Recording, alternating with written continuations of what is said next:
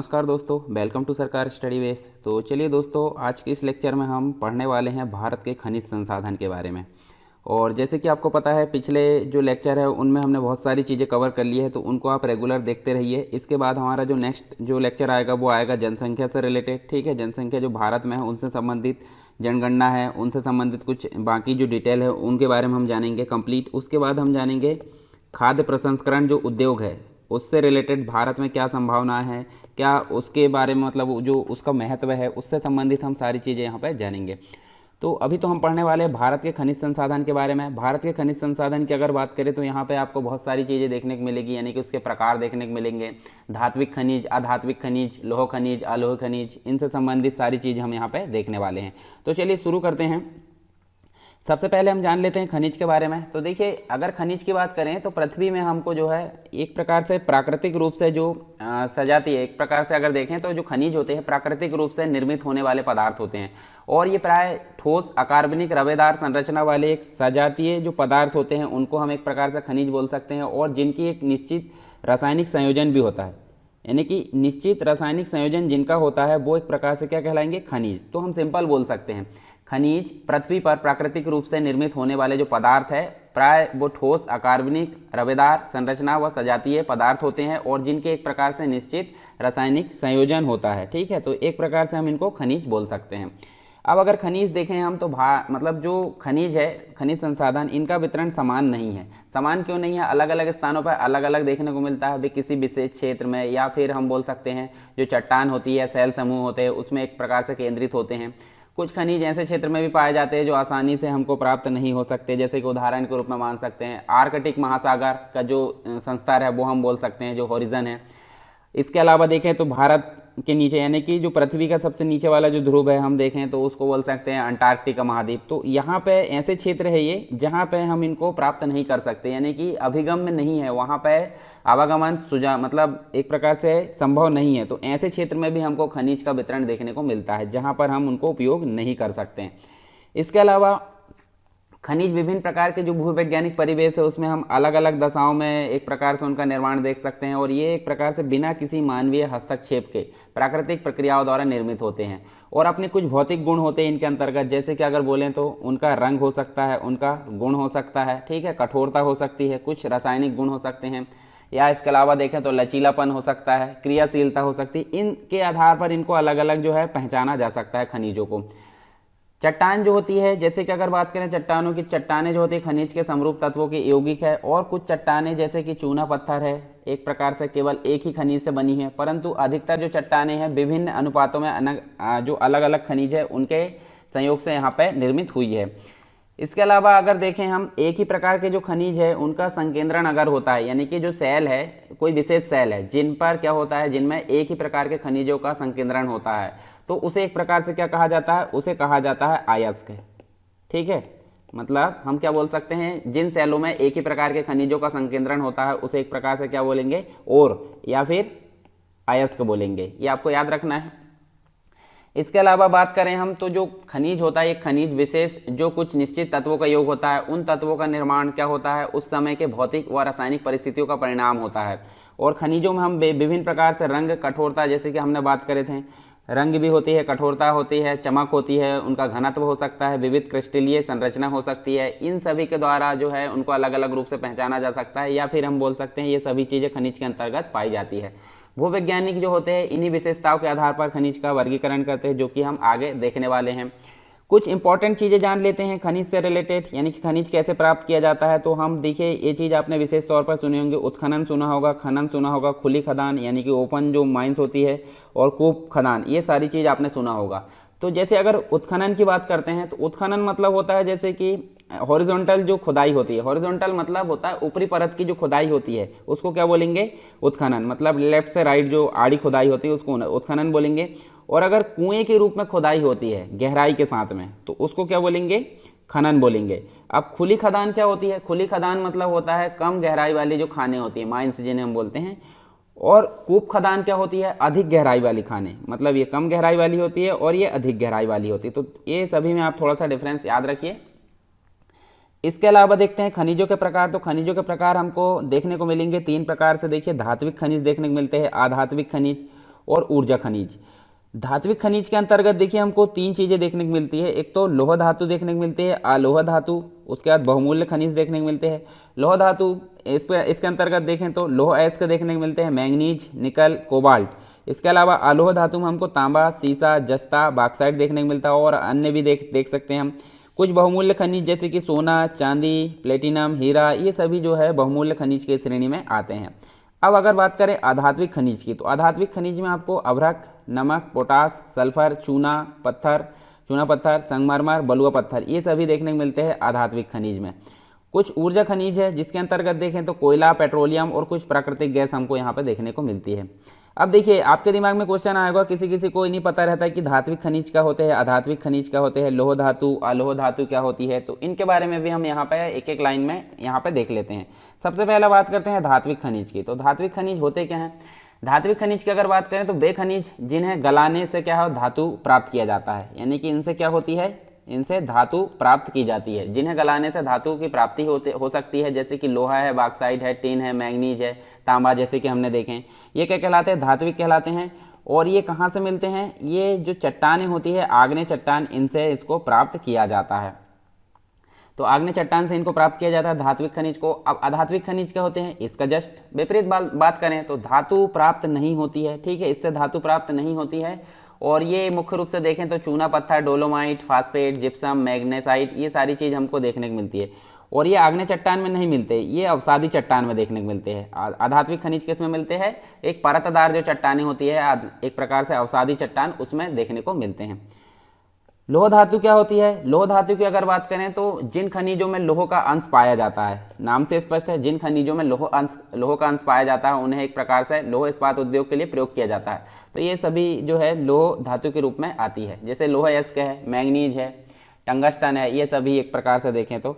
और ये कहाँ पाए जाते हैं? ये रवेदार चट्टानों में हमको देखने को मिलते हैं, ठीक है, रवेदार चट्टानों में देखने को मिलते हैं।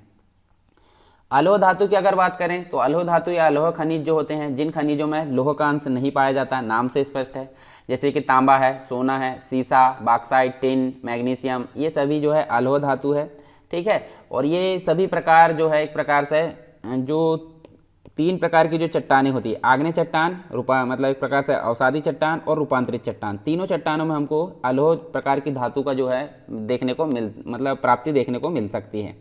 तो ये खनिजों के कुछ प्रकार थे, वो हमने यहाँ बात किए, ठीक है। अब बात कर लेते हैं भारत के कुछ प्रमुख खनिज क्षेत्र की। तो एक प्रकार से यहाँ देख सकते हैं हम भारत के प्रमुख खनिज क्षेत्र।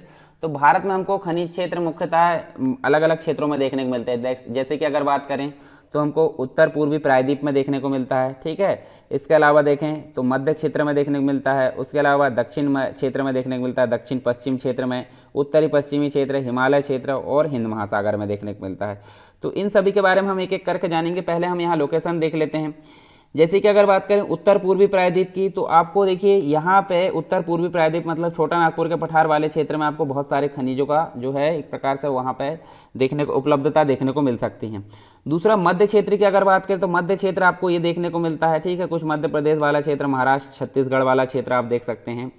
उसके बाद सी अगर बात करें हम दक्षिण क्षेत्र की, तो दक्षिण क्षेत्र आपको ये देखिए कर्नाटक, महाराष्ट्र, तमिलनाडु, उसके बाद तेलंगाना की बात करें, केरल थोड़ा सा देख सकते हैं। तो इस वाले क्षेत्र में हम यहाँ पे ये जो है एक प्रकार से दक्षिणी क्षेत्र हमको देखने को मिलता है। दक्षिणी पश्चिमी क्षेत्र यानी कि पूर्व जो पश्चिमी पठार एक प्रकार से प्रायद्वीप है, उसके अंतर्गत अगर देखें तो पश्चिमी जो भाग है, पश्चिमी तट जिसे बोलते हैं, तो यहाँ पे हमको मुख्य रूप से महाराष्ट्र, गोवा और कर्नाटक के अंतर्गत ये देखने को मिलेगा जो दक्षिण पश्चिमी क्षेत्र है। उसके बाद उत्तर पश्चिमी क्षेत्र की अगर बात करें तो उत्तर पश्चिमी क्षेत्र आपको यहाँ पे देखने को मिलता है, ठीक है, ये वाला मतलब कहाँ कहाँ देख सकते हैं हम, राजस्थान में देख सकते हैं, उसके बाद गुजरात में देख सकते हैं, मध्य प्रदेश में। तो ये सभी इन भागों में हमको यहाँ पे देखने को मिलता है उत्तर पश्चिमी क्षेत्र। इसके अलावा आप देख सकते हैं हिमालय क्षेत्र की बात करें तो हिमालय क्षेत्र में भी आपको कुछ भाग में देखने को मिलता है जो हमारे खनिज है, खनिज क्षेत्र। हिंद महासागर की बात करें तो हिंद महासागर नीचे आपको देखने को मिलता है, बंगाल की खाड़ी, अरब सागर का जो मिलन स्थल है नीचे जो महासागर है उसमें आपको ये देखने को मिलता है।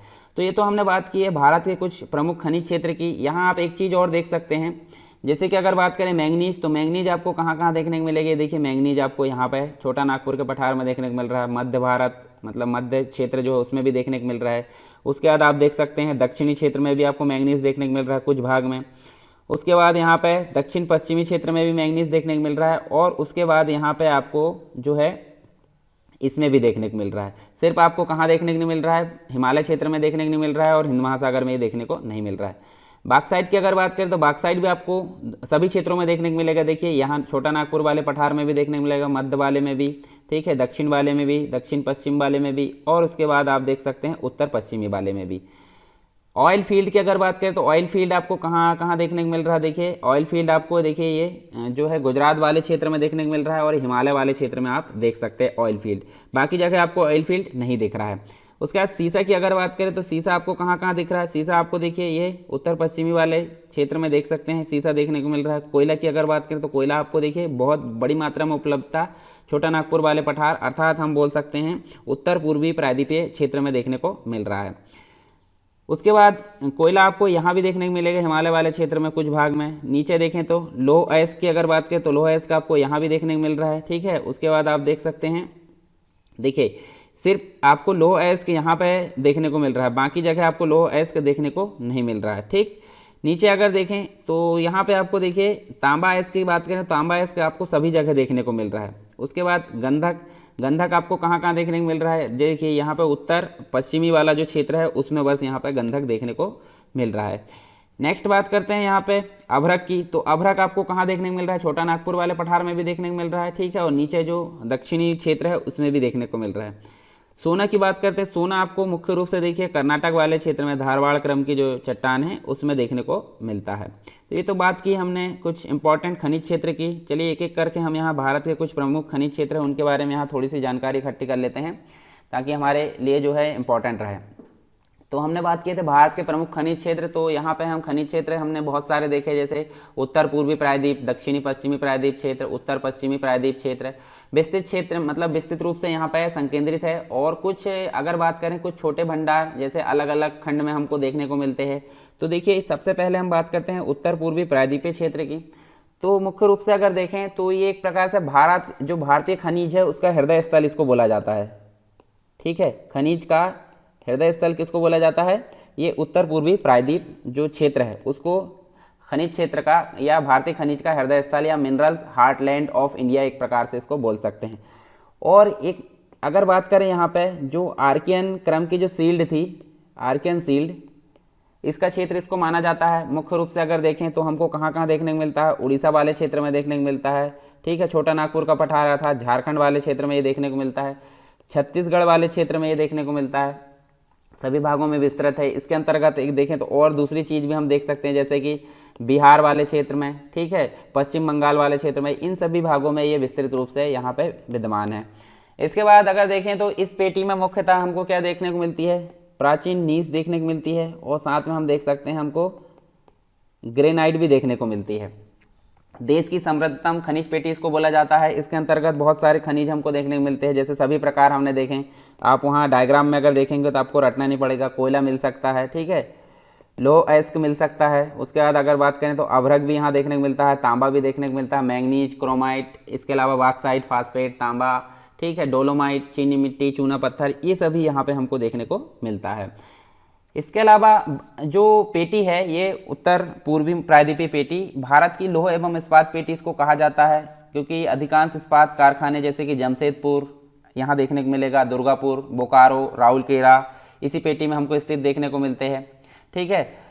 इसके अलावा नेक्स्ट जो है हमारा मध्य क्षेत्र की बात करें तो मध्य क्षेत्र जो है दूसरा सर्वाधिक हमको इम्पोर्टेंट रूप में देखने को मिलता है, मतलब सेकंड नंबर पर जो आईएमपी है खनिज के क्षेत्र में, तो ये हमको मध्य क्षेत्र देखने को मिलता है। अब मध्य क्षेत्र कहाँ पे है, ये वाला देख सकते हैं उत्तर पूर्वी, ये आप देख सकते हैं, ठीक है। लोकेशन आप ध्यान में रखिए, इसलिए मैंने पहले लोकेशन आपको क्लियर करा दिया।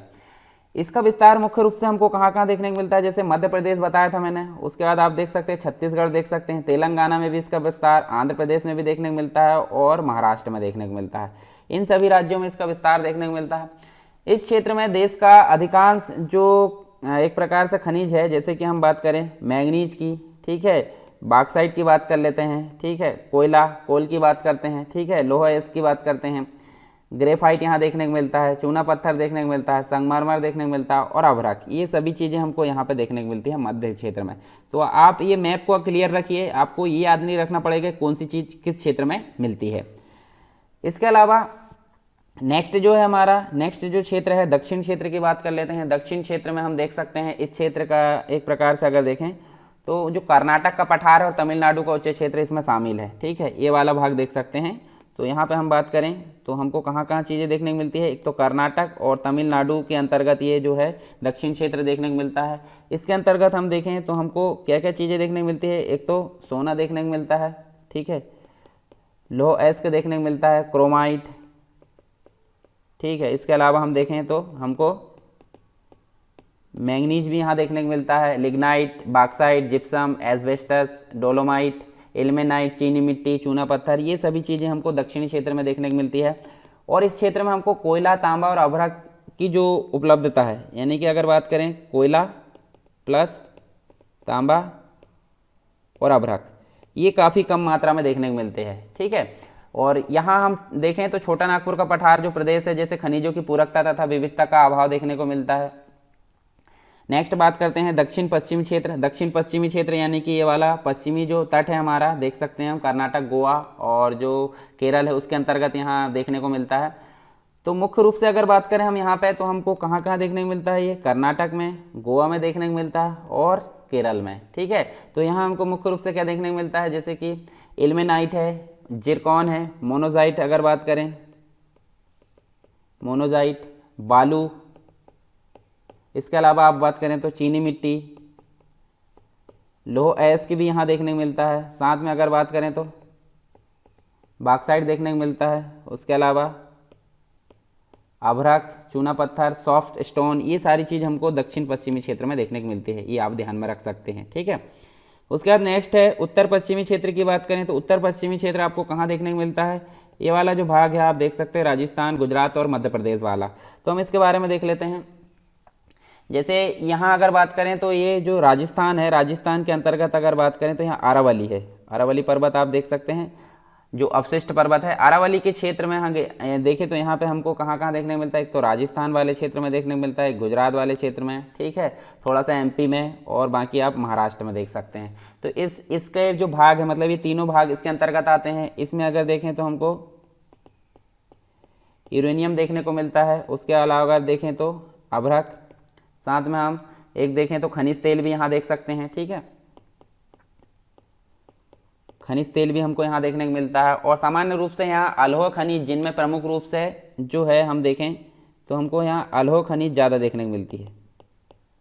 ठीक है, अलोह खनिज के अंतर्गत आप याद रख सकते हैं तांबा, सीसा, जस्ता, मैंगनीज, एस्बेस्टस, भवन निर्माण की सामग्री, मूल्यवान रत्न यहाँ देख सकते हैं। इसके अलावा प्राकृतिक गैस, पेट्रोलियम, ये सभी इसके अंतर्गत शामिल है। परंतु खनिज के निक्षेप बिखरे हुए तथा थोड़ी मात्रा में यहाँ मिलते हैं जो आर्थिक रूप से क्या है, लाभकारी नहीं होते हैं। तो ये भी यहाँ आपको ध्यान में रखना है।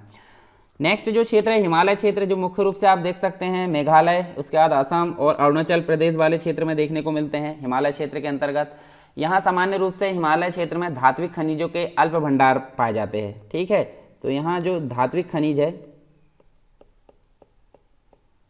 वहाँ मुख्य रूप से कम इसके भंडार देखने को मिलते हैं। इस क्षेत्र में अनेक खनिज जो है एक प्रकार से बहुमूल्य जो पेटी है वो भी यहाँ देखने को मिलती है। और इस पेटी में खनिज की निश्चित मात्रा, मतलब एक प्रकार से अगर देखें तो यहाँ जो पेटी है उसमें निश्चित मात्रा में ही जो खनिज है वो मिलते हैं। जैसे कि बात करें हम एक प्रकार से मैग्नेटाइट की,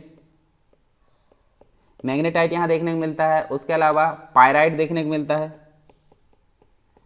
साथ में देखें तो हमको बॉक्साइट भी यहाँ देखने को मिलता है। उसके अलावा देखें प्राकृतिक गैस यहाँ देखने को मिलती है, सीमेंट, और उसके अलावा डोलोमाइट, ये सभी यहाँ पे हमको देखने को मिलते हैं।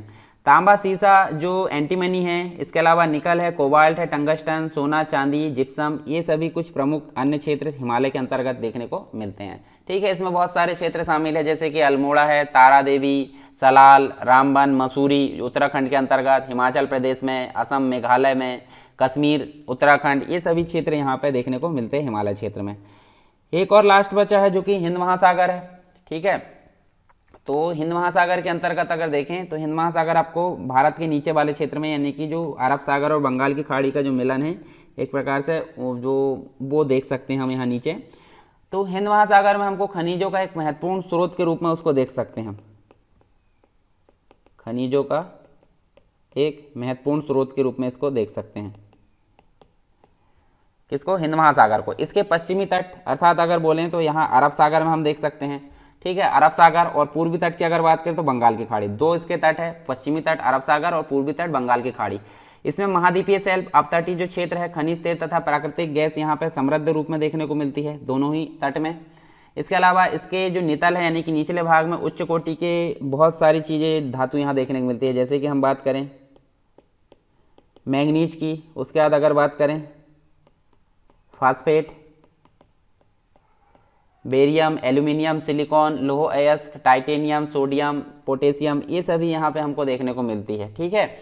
इन जो पिंड है उनका सर्वश्रेष्ठ प्रकार की अगर बात करें 4000 मीटर की गहराई में पाया जाता है यहाँ पे, ठीक है। भारत में खनिजों के उत्पादन का जो है उत्पादन व भंडार से संबंधित आंकड़े कौन प्रदर्शित करता है? मतलब जो आंकड़े इससे संबंधित, खनिजों से संबंधित जो आंकड़े हैं कौन प्रदर्शित करता है यहाँ पे? एक संस्था है जिसका नाम है इंडियन ब्यूरो ऑफ माइंस।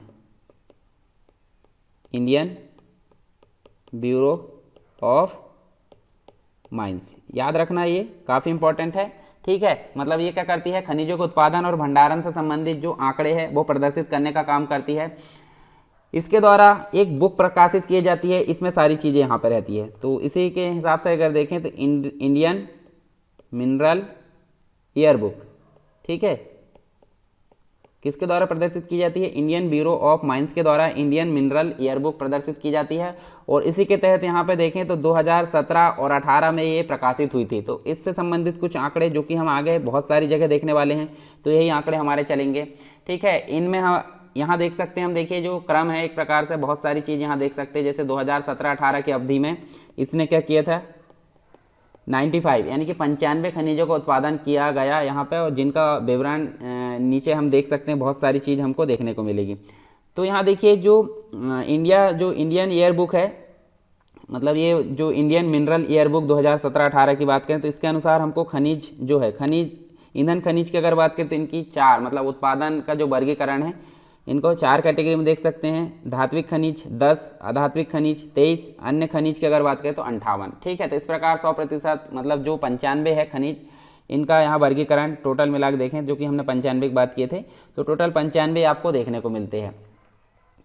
इसके साथ ही भारत में जो है वर्ष 2015-16 के दौरान उत्पादित कुल खनिजों का जो मूल्य था, 2015 और 16 की अगर बात करें तो यहाँ पर खनिजों का कुल मूल्य कितना था? 2,82,000 के आसपास हम देख सकते हैं करोड़, 2,82,000 करोड़ रुपए यहाँ पे देखने को मिलता है, जिसमें लघु खनिज एवं नाभिकीय खनिजों का मूल्य शामिल नहीं किया गया था। और 2014-15 जो उत्पादन जो ईयर था, यानी कि 2014 और 15 जो उत्पादित खनिजों का मूल्य था, वो वर्ष 2013 और 14 खनिजों के मूल्य से काफ़ी तुलना में एक प्रकार देखें तो 1% अधिक था। सिंपल बोल सकते हैं हम, 2013 और 14 में जो उत्पादन हुआ था, ठीक है, उससे क्या था ये 15 मतलब जो 14 और 15 वाला वो 1% अधिक यहाँ देखा गया, ठीक है। वर्ष 2015 और 16 के कुल उत्पादन जो खनिज है उसके मूल्य का योगदान भी हम देख सकते हैं, काफ़ी इंपॉर्टेंट। देखिए 2015 और 16 का जो मूल्य है खनिजों का वो हम यहाँ देख सकते हैं। जैसे ईंधन खनिज का मूल्य हम देखें तो 1,89,710 करोड़ रुपए यहाँ देखने को मिलता है। धात्विक खनिज 33,469 करोड़ रुपए यहाँ देखने को मिलता है। अधात्विक खनिज 6,693 करोड़ रुपए, और लघु खनिज का जो मूल्य था 53,093 करोड़ रुपए। तो ये 2015 और 16 की बात कर लेते हैं, ठीक है। तो ये 2015-16 के अनुसार यहाँ मूल्य देखने को मिला। अब देखें तो यहाँ देखिए मूल्य की दृष्टि से शीर्ष खनिज उत्पादक क्षेत्र 2017-18 जो मिनरल ईयर बुक आई थी 2017-18, उसके अनुसार अगर देखें तो यहाँ पे हमको खनिज उत्पादन क्षेत्र देखने को मिलता है। और कुल मूल्य जो प्रतिशत में हिस्सा मतलब भारत के अंतर्गत देखें तो राजस्थान का यहाँ देखिए सबसे ज़्यादा देखने को मिलता है 20 यानी कि 20.25% देखने को मिलता है। उड़ीसा की अगर बात करें तो 17.77% देखने को मिलता है। और आंध्र प्रदेश की अगर बात करें तो 9.45% देखने को मिलता है। छत्तीसगढ़ 8.80% देखने को मिलता है। कर्नाटक में 7.83% देखने को मिलता है। तो ये कंप्लीट रूप से हम देख सकते हैं किस किस क्षेत्र का कितना योगदान प्रतिशत के रूप में, ठीक है, भारत के अंतर्गत। अब बात कर लेते हैं राष्ट्रीय खनिज अन्वेषण नीति 2016 की। तो यहाँ हम देख सकते हैं इसके संबंध में जो राष्ट्रीय अन्वेषण जो नीति है 2016, इसकी जो एक प्रकार से स्वीकृति मिली थी वो हम देख सकते हैं 29 जून 2016 को मिली थी। जो प्रधानमंत्री महोदय मतलब मोदी जी, ठीक है, इनकी अध्यक्षता में केंद्रीय मंत्रिमंडल द्वारा राष्ट्रीय खनिज अन्वेषण नीति जिसे हम बोलते हैं NMEP, ठीक है, NMEP इसको बोलते हैं, इसकी स्वीकृति प्रदान की इन्होंने। और इसका उद्देश्य क्या था? इसका उद्देश्य था कि निजी क्षेत्र की भागीदारी बढ़ाकर देश में अन्वेषण गतिविधियों को तेज करना है, यानी कि मुख्य फोकस किसका था? निजी क्षेत्र की भागीदारी को बढ़ाना था, ठीक है। देश में खनन की जो चुनौतियां आती है उसके समाधान तथा जो वैज्ञानिक और तकनीक अनुसंधान है उसके लिए सरकार का एक प्रकार से वैज्ञानिक अनुसंधान संस्थाओं, विश्वविद्यालय तथा उद्योगों की जो समन्वित भागीदारी है उससे संबंधित एक स्वायत्त गैर लाभकारी यहाँ संस्थान की स्थापना का प्रस्ताव भी रखा गया इसके अंतर्गत। यह संस्थान क्या था? National centre for mineral targeting के नाम से जाना जाएगा। मतलब जो आगे जो सेंटर बनेगा, जो संस्थान बनेगा, वो किस नाम से जाना जाएगा? National centre for mineral targeting, national centre for mineral targeting के नाम से जाना जाएगा, जो कि राष्ट्रीय खनिज अन्वेषण नीति के तहत प्रस्ताव किया गया था। और आकर्षक राजस्व साझेदारी मॉडल के माध्यम से उत्खनन में निजी जो निवेश है उसको आमंत्रित करने के लिए भी यहाँ पे प्रावधान किया गया। मतलब निजी क्षेत्र की भागीदारी यहाँ मुख्य रूप से देखी जा रही है। चलिए अब बात कर लेते हैं कुछ लौह खनिज की। लौह खनिज हम देख सकते हैं अलग अलग प्रकार से हमको देखने को मिलेंगे, जैसे कि लौह अयस्क देखने को मिलेंगे और मैंगनीज। लौह अयस्क के अंतर्गत भी हमको अलग अलग यहाँ देखने को मिलेंगे, ठीक है, जैसे मैग्नेटाइट है, हेमेटाइट है, लेमोनाइट है, सिडराइट है। ये चार प्रकार किसके हैं? ये चार प्रकार है लौह अयस्क के। तो इनके बारे में हम यहाँ विस्तार से जानने वाले हैं। खनिजों की उपलब्धता की अगर बात करें हम यहाँ पे भारत के अंतर्गत, तो सामान्यतः जो खनिज अयस्क है उसमें ये पाए जाते हैं और किसी भी खनिज में अन्य अवयव या अन्य तत्व जो है उसका मिश्रण या संचयन हेतु एक प्रकार से अयस्क शब्द का प्रयोग हम यहाँ पे करते हैं। तो अगर पूछा जाए आपसे कि अयस्क क्या होता है, तो अयस्क उन सेलों को कहते हैं जिनमें से खनिज या फिर हम बोल सकते हैं कोई धातु आदि महत्वपूर्ण तत्व उसमें शामिल होते हैं। अयस्कों को खनन करके बाहर लाया जा सकता है और फिर इनका शुद्धिकरण करके महत्वपूर्ण बनाया जा सकता है। मतलब तीन चीज़ें इंपॉर्टेंट है। एक तो उसमें क्या होना चाहिए, कोई भी मतलब जो सेल है उसमें क्या होना चाहिए, खनिज या कोई धातु होना चाहिए। दूसरा, उसको क्या करना चाहिए, खनन के द्वारा उसको बाहर लाया जा सकता है और उसके बाद उसको कंप्लीट रूप से यूज़ करने के लिए क्या किया जाता है, शुद्धिकरण किया जा सकता है। तो ये तीन चीज़ें इसमें शामिल होती है खनन के मतलब अयस्क के अंतर्गत।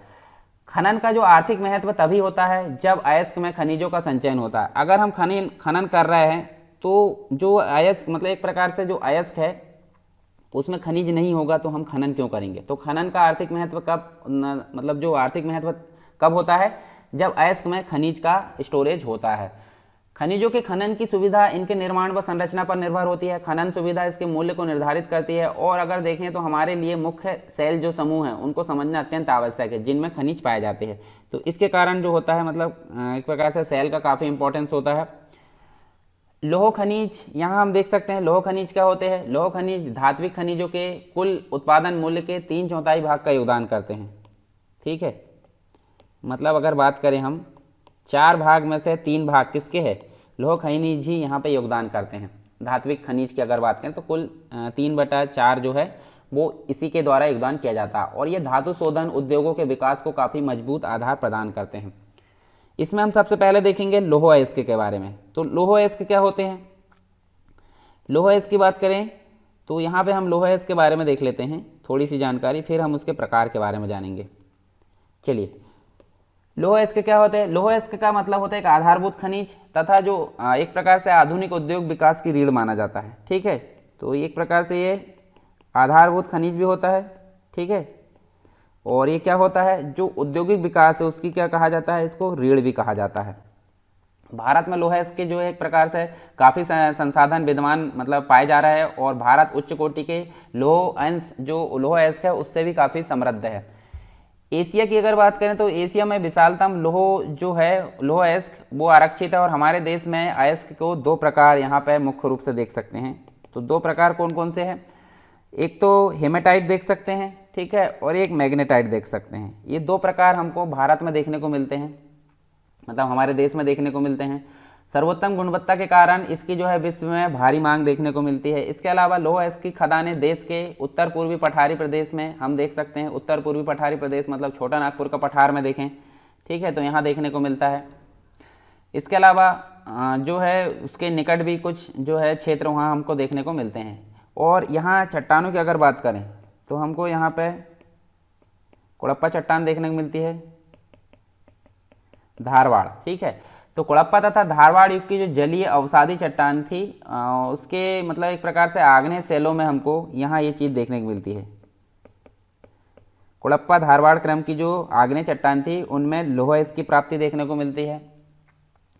और भारत में सर्वाधिक शुद्धता जो होती है किसकी होती है? मैग्नेटाइट की। मैग्नेटाइट कितने प्रतिशत शुद्ध पाया जाता है? 72% शुद्ध पाया जाता है पर्याप्त मात्रा में। और देश में उपलब्ध अयस्क जो है एक प्रकार से अगर देखें तो उसमें से हमको 85% हेमेटाइट देखने को मिलता है उपलब्धता की मात्रा से, ठीक है। ये शुद्धता की मात्रा देखें हमने 72, ये उपलब्धता की मात्रा 85% हेमेटाइट। 8% हमको मैग्नेटाइट देखने को मिलता है। 7% हमको क्या देखने को मिलता है? अन्य किस्म के, यानी कि दो, ये दोनों 7% कौन कौन देखने को मिलता है? लिमोटाइट और सेडेराइट देखने को मिलता है। तो चलिए एक एक करके इनके बारे में देखेंगे। उसके पहले हम मैप में थोड़ा सा यहाँ जानकारी ले लेते हैं। जैसे कि अगर बात करें मैंगनीज की तो आपको कहाँ कहाँ देखने को मिलेगा। जैसे सबसे पहले बात कर लेते हैं मैंगनीज की, तो मैंगनीज आपको यहाँ पे भी देखने को मिल रहा है, ठीक है, मयूरभंज वाले क्षेत्र में देखने को मिल रहा है। उसके अलावा चंद्रपुर वाले जो आसपास के क्षेत्र है यहाँ भी आपको मैंगनीज देखने को मिल रहा है। उसके बाद अगर देखें तो आपको देखिए नीचे शिमोगा जो चिकमंगलूर वाला क्षेत्र है यहाँ, उसमें भी आपको मैंगनीज देखने को मिल रहा है। और मारमुगुआ जो रत्नागिरी वाला क्षेत्र है यहाँ भी आपको मैंगनीज देखने को मिल रहा है। लौह अयस्क की अगर बात करें तो लौह अयस्क मुख्य रूप से आपको देखिए नीचे जो यहाँ पे देखने को मिलता है मंगलुरु यानी चिकमंगलुरु वाला क्षेत्र और मारमुगुआ वाला क्षेत्र में देखने को मिलता है। और कुछ आपको यहाँ पे देखिए जो पारादीप वाला क्षेत्र है, नीचे आप विशाखापट्टनम में देखें तो यहाँ भी आपको लौह अयस्क का निर्यात, मतलब एक प्रकार से ये निर्यात के पत्तन है। पत्तन मतलब होता है बंदरगाह, ठीक है। लौह अयस्क के निर्यात के पत्तन मंगलुरु, मारमुगुआ जो है और विशाखापट्टनम, पारादीप, 4 जगह हमको देखने को मिलता है। लौह अयस्क की खान, लौह अयस्क की खान की अगर बात करें तो आपको यहाँ पे भी देखने को मिलती है, मयूरभंज में भी, ठीक है, चंद्रपुर में भी देखने को मिलती है, चिकमंगलुरु। उसके बाद आप देख सकते हैं गोवा वाले क्षेत्र यानी मारमुगुआ रत्नागिरी वाले क्षेत्र में। लौह अयस्क के क्षेत्र जो कंप्लीट रूप से हम देखें तो ये वाला क्षेत्र कहलाता है, ठीक है। ये चारों क्षेत्र हम देख सकते हैं, ठीक। तो ये कंप्लीट हमने यहाँ पे कुछ लोकेशन देखे। अब हम आगे बात करते हैं लौह अयस्क के प्रकार के बारे में। लौह अयस्क के प्रकार 4 प्रकार देखने को मिलते हैं, ठीक है। 4 प्रकार हम देख सकते हैं यहाँ पे देखिए। उनकी लोकेशन तो हमने देख लिए कहाँ कहाँ जो है लौह अयस्क पाए जाते हैं। तो सबसे पहले बात कर लेते हैं किसकी? मैग्नेटाइट की, ठीक है। मैग्नेटाइट जो है सबसे शुद्धतम रूप हम बोल सकते हैं, 72% ये पाया जाता है, परंतु उपलब्धता की दृष्टि से देखें तो कम पाया जाता है, 8%, ठीक है, भारत में। तो ये सर्वोत्तम प्रकार इसको बोला जाता है, किसको? मैग्नेटाइट को। और जिसमें से अगर बात करें तो 70 से 72% हमने देखे थे अभी लोहा अंश या लोहा अयस्क इसमें पाया जाता है। इसमें सर्वश्रेष्ठ जो है चुंबकीय गुण भी पाए जाते हैं, ठीक है, चुंबकीय गुण भी हमको यहाँ देखने को मिलते हैं, किसमें? मैग्नेटाइट में। और विद्युत उद्योगों के लिए विशेषकर ये उपयोगी होता है, विद्युत उद्योगों के लिए। इसके रंग की अगर बात करें तो रंग कैसा होता है इसका? एक प्रकार से भूरा से लेकर काला तक हो सकता है, इसलिए इस अयस्क को काला अयस्क के नाम से भी जाना जाता है, यानी कि ब्लैक और के नाम से जाना जाता है। और ये अयस्क जो है एक प्रकार से कहाँ कहाँ पाया जाता है? एक तो आग्नेय चट्टान में भी पाया जाएगा, प्लस जो कायंत्री तीसरे नंबर की जो चट्टान होती है उसमें भी ये पाया जाता है। अब यहाँ देख सकते हैं हम, देखिए जो मैग्नेटाइट है, मैग्नेटाइट से संबंधित हम आगे एक एक करके देखते हैं। सबसे पहले तो इनके जो है लोह अयस्क के प्रकार के अंतर्गत जो मैग्नेटाइट है उसका कुछ रासायनिक सूत्र है वो भी हम यहाँ देख लेते हैं। जैसे कि मैग्नेटाइट का रासायनिक सूत्र क्या है? मतलब एक प्रकार से अगर देखें तो Fe3 और O4 इसका एक प्रकार से रासायनिक सूत्र है। हेमेटाइट का Fe2O3 यहाँ देख सकते हैं। लेमोनाइट का अगर देखें तो 2Fe2O3 3H2O इसका रासायनिक सूत्र है। और सिडेराइट की अगर बात करें तो Fe2CO3 यहाँ देख सकते हैं। तो यहाँ हमने मैग्नेटाइट के बारे में देखें तो 70 से 72% यहाँ हमको शुद्धता देखने को मिलती है। और चुंबकीय गुण इसमें पाया जाता है, विद्युत उद्योगों के लिए काफ़ी इंपॉर्टेंट होता है। रंग इसका भूरा से लेकर काला हो सकता है, काला अयस्क इसको बोला जाता है। आग्नेय और कायंत्री चट्टानों में ये देखने को मिलता है। तो यहाँ देखिए हमने मैग्नेटाइट के बारे में तो देख लिए, पर इससे संबंधित कुछ राज्य है, उत्पादक क्षेत्र, उनके बारे में यहाँ देख लेते हैं। तो देखिए हमको मैग्नेटाइट भंडारक जो है शीर्ष राज्य की अगर बात करें 2017 की जो रिपोर्ट आई थी इंडियन मिनरल ईयरबुक जो थी 2017-18 की, उसमें राज्य की बात करें तो भंडारण की दृष्टि से देखें प्रतिशत में, तो कर्नाटक देखिए सबसे पहले 72% देखने को मिलता है, आंध्र प्रदेश 13, राजस्थान की अगर बात करें तो 6%, तमिलनाडु में 5%। क्षेत्र की अगर बात करें तो कर्नाटक क्षेत्र में हमको शिमोगा जिले के धारवाड़ और कुड़प्पा जिले में देखने को मिलता है कौन सा, मैग्नेटाइट। तमिलनाडु वाले क्षेत्र में सलेम और तिरुचिरापल्ली जिले में देखने को मिलता है, आंध्र प्रदेश में बेल्लारी वाले क्षेत्र में, झारखंड में पलामू जिले, डाल्टनगंज और सिंहभूमि में देखने को मिलता है, राजस्थान में झुंझुनू वाले एरिया में देखने को मिलता है, उड़ीसा में संबलपुर तथा जो गंजम जिला है इसके क्षेत्र में हमको मैग्नेटाइट जो है देखने को मिलता है। अब इसके बाद जो नेक्स्ट है हमारा हेमेटाइट। हेमेटाइट की अगर बात करें तो नेक्स्ट प्रकार का एक बोल सकते हैं हम इसको। हेमेटाइट का जो सूत्र होता है रासायनिक हमने देखे थे Fe2O3 देख सकते हैं। और मुख्य रूप से अगर बात करें हम हेमेटाइट की तो यहाँ पे औद्योगिक लौह अयस्क है एक प्रकार का। क्या है ये? औद्योगिक लौह अयस्क है जिसका अधिकतम उपयोग हम क्या कर सकते हैं, इसका अधिकतम उपयोग हम उपभोग मतलब एक प्रकार से हमारे उपयोग के लिए इसका उपयोग करते हैं हम, किंतु इसमें लोहांश की मात्रा क्या होती है, मैग्नेटाइट की मात्रा में कम होती है। जैसे कि मैंने बात किया था मैग्नेटाइट जो होता है सबसे शुद्धतम रूप होता है, परंतु जो हेमेटाइट होता है उसमें लोह अंश की मात्रा कैसी रहेगी, कम रहेगी। किससे? मैग्नेटाइट से। इसमें लोह अंश कितना रहता है, 60 से 70% की अगर बात करें तो यहाँ पे हो सकता है। इस लोहे को एक प्रकार से लोहा ऑक्साइड भी कहते हैं और इसका रंग हम क्या बोल सकते हैं, इसका रंग जो होता है लाल भी हो सकता है और गेरुआ भी हो सकता है। मुख्य रूप से जो धारवाड़ क्रम की चट्टानें हैं इसमें ये देखने को मिलता है। हेमेटाइट भंडारक शीर्ष 4 राज्य की अगर बात करें 2017 के अनुसार तो उड़ीसा आपको 34% देखने को मिलता है, छत्तीसगढ़ में आपको 22%, झारखंड में 23%, कर्नाटक में आपको 11% देखने को मिलता है।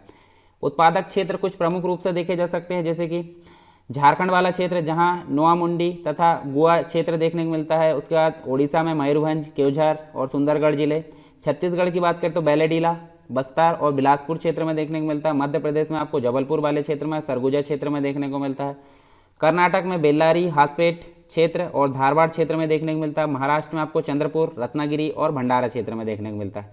राजस्थान की अगर बात करें तो भीलवाड़ा और उदयपुर क्षेत्र में ये हमको कंप्लीट रूप से हेमेटाइट देखने को मिलता है। इसके अलावा नेक्स्ट जो प्रकार है इसका क्या है, लिमोनाइट। लिमोनाइट की अगर बात करें तो ये तीसरे नंबर का है, ठीक है, काफ़ी कम मात्रा में देखने को मिलता है और इसकी शुद्धता भी जो बाकी जो 2 हमने देखे उनसे कम देखने को मिलती है। तो यहाँ पे हमको इसका जो रंग है, रंग हमको पीले रंग का देखने को मिलता है और जिसे एक प्रकार से अगर देखें तो हाइड्रेटेड आयरन ऑक्साइड के रूप में भी इसको जाना जाता है। हाइड्रेटेड आयरन ऑक्साइड के रूप में इसको जाना जाता है। यह निम्न कोटि का है, ठीक है, निम्न कोटि का इसको बोला जा सकता है। लोहेस्क होता है और जिसमें लोहेंस की मात्रा अगर देखें तो लोहेंस की मात्रा हमको 35 से लेकर 50% देखने को मिलती है, ठीक है, मतलब दोनों से कम है। और यह इसके मुख्य रूप से हमको जो पश्चिम बंगाल वाला क्षेत्र है रानीगंज कोयला क्षेत्र में हमको ये देखने को मिलता है। उत्तराखंड की अगर बात करें, ये तो हो गया वेस्ट बंगाल, और उत्तराखंड में आपको कहाँ देखने को मिलता है, जो गढ़वाल वाला क्षेत्र है, गढ़वाल वाले क्षेत्र में हमको ये देखने को मिलता है, ठीक है। तो यहाँ हमको उत्तराखंड में देखने को मिलता है। उसके बाद अगर देखें तो उत्तर प्रदेश में भी हमको कहाँ देखने को मिलता है, मिर्ज़ापुर वाले क्षेत्र में, यूपी में। हिमाचल प्रदेश में भी देखने को मिलता है, जिसकी अगर बात करें हम कांगड़ा घाटी की, कांगड़ा घाटी कहाँ पे, हिमाचल प्रदेश वाले मतलब जो क्षेत्र है उसमें ये पाया जाता है लिमोनाइट, ठीक है। पीले रंग का होता है, निम्न कोटि का होता है, 35 से 50% तक इसमें शुद्धता होती है, यानी कि लोहेस्क होता है। रानीगंज पश्चिम बंगाल, गढ़वाल उत्तराखंड, मिर्ज़ापुर यूपी, कांगड़ा घाटी हिमाचल प्रदेश, इन क्षेत्रों में ये देखने को मिलता है। नेक्स्ट जो लास्ट प्रकार है सिडेराइट, हम देख सकते हैं लोहेस्क का। तो इसका जो सूत्र होता है Fe2CO3, ठीक है। तो इसमें अगर बात करें हम तो ये इसको एक प्रकार से क्या कहा जाता है, आयरन कार्बोनेट इसको कहा जाता है, जिसमें लोहे का अंश मुख्य रूप से हम 10 से लेकर 48% देख सकते हैं, मतलब सबसे कम शुद्धता वाला ये एक प्रकार से बोल सकते हैं। इसके रंग की अगर बात करें हम तो इसका रंग तो एक होता है भूरा, ठीक है, भूरा रंग इसमें होता है और यह खनिज लोहे का निम्न प्रकार होता है। तो ये सबसे लास्ट वाला है तथा अधिकतर जगह पर आर्थिक रूप से ये व्यवहार नहीं है, मतलब उपयोगी साबित नहीं होता है। छत्तीसगढ़ की जो बैलीडीला खान है, जैसे कि हमने अभी देखे थे, एशिया की सबसे बड़ी यंत्रीकृत लोह अयस्क की खान इसको बोला जाता है। छत्तीसगढ़ की बैलीडीला खान को जो यंत्रीकृत है, यंत्रीकृत के रूप में सबसे बड़ी लोह अयस्क खान के रूप में इसको चिन्हित किया गया है। और यहाँ लोह अयस्क का अधिकांश हिस्सा विशाखापट्टनम बंदरगाह से जापान को निर्यात किया जाता है। ठीक है, तो ये भी आपको याद रखना है, जापान को यहाँ से निर्यात किया जाता है। देश में कुल अयस्क का कुल संचित भंडार की अगर बात करें तो हम यहाँ देख सकते हैं संचित रूप से कितना है, 33,276 मिलियन टन।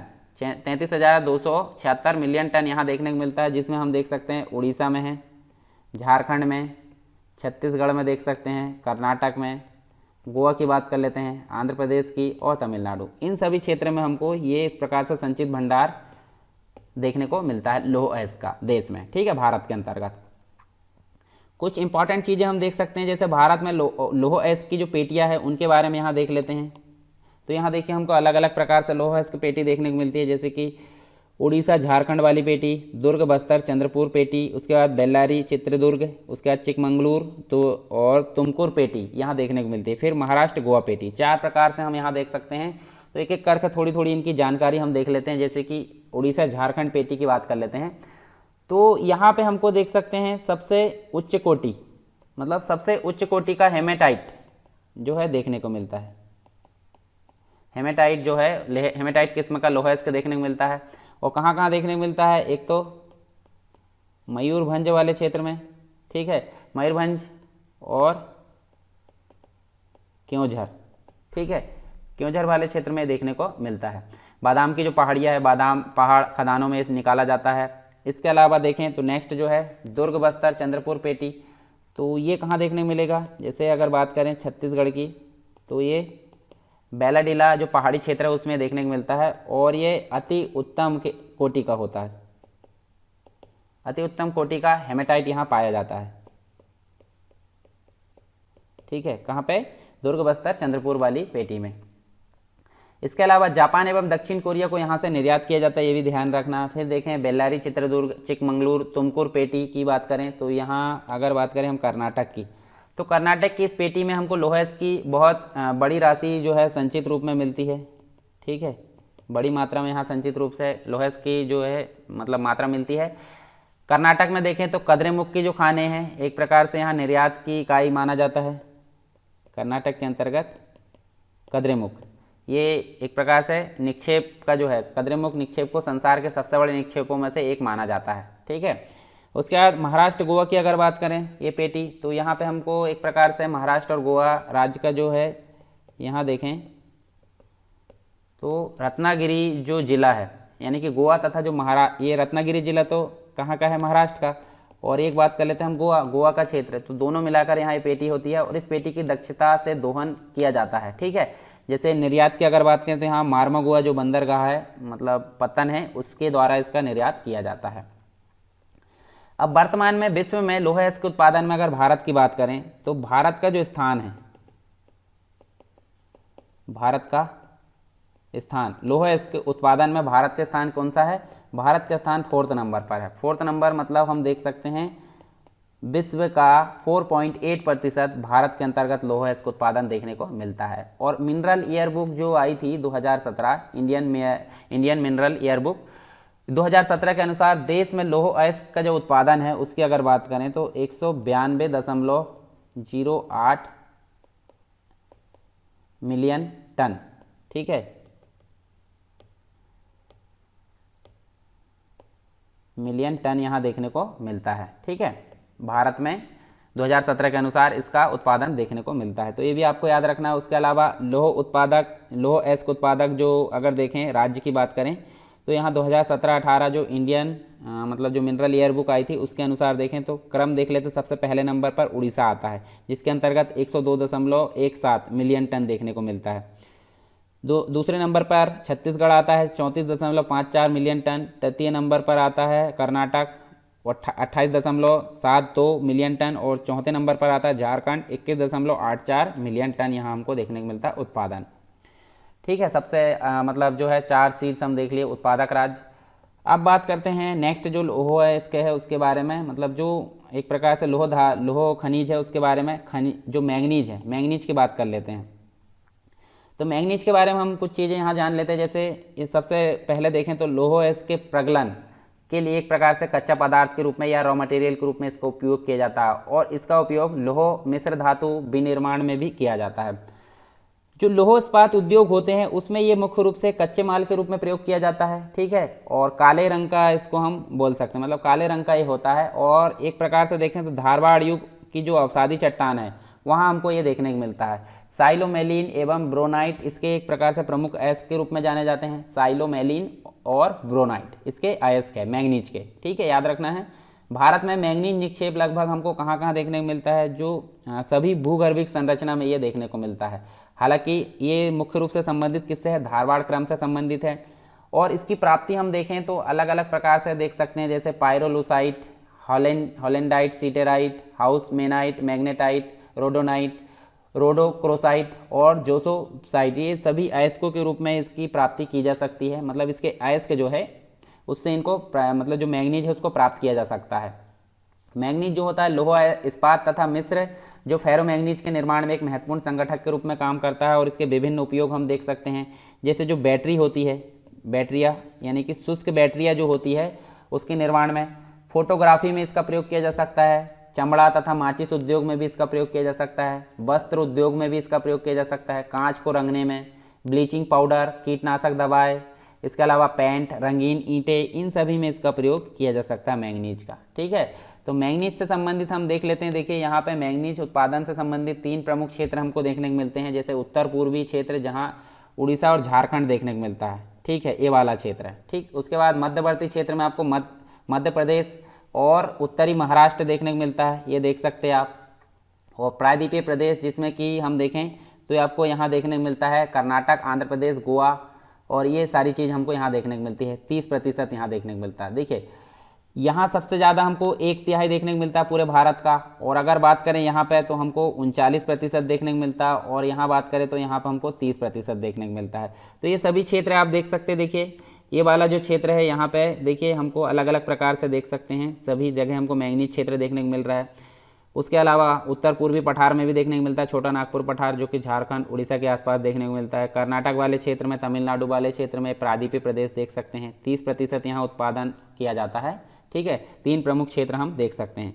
इन्हीं के बारे में देखिए यह दिया गया है उत्तर पूर्वी क्षेत्र, मध्यवर्ती क्षेत्र और प्रायद्वीपीय क्षेत्र, ये आप अलग अलग देख सकते हैं। जैसे उत्तर पूर्वी क्षेत्र में आपको उड़ीसा और झारखंड देखने को मिलता है, ठीक है, और यहाँ 1/3 जो है उत्पादन देखने को मिलता है। मध्यवर्ती क्षेत्र की अगर बात करें तो यहाँ पे हमको महाराष्ट्र और मध्य प्रदेश देखने को मिलता है, और यहाँ 39% मैंगनीज उत्पादन देखने को मिलता है। प्रायद्वीपीय की अगर बात करें तो यहाँ पर हमको क्या क्या देखने को मिलता है, कर्नाटक देखने को मिलता है, आंध्र प्रदेश देखने को मिलता है, गोवा, और दक्षिणी जो महाराष्ट्र है वो भी इसके अंतर्गत देखने को मिलता है। और ये मुख्य रूप से 30% यहाँ उत्पादन देखने को मिलता है मैंगनीज का। तो 3 प्रमुख क्षेत्र थे भारत के अंतर्गत।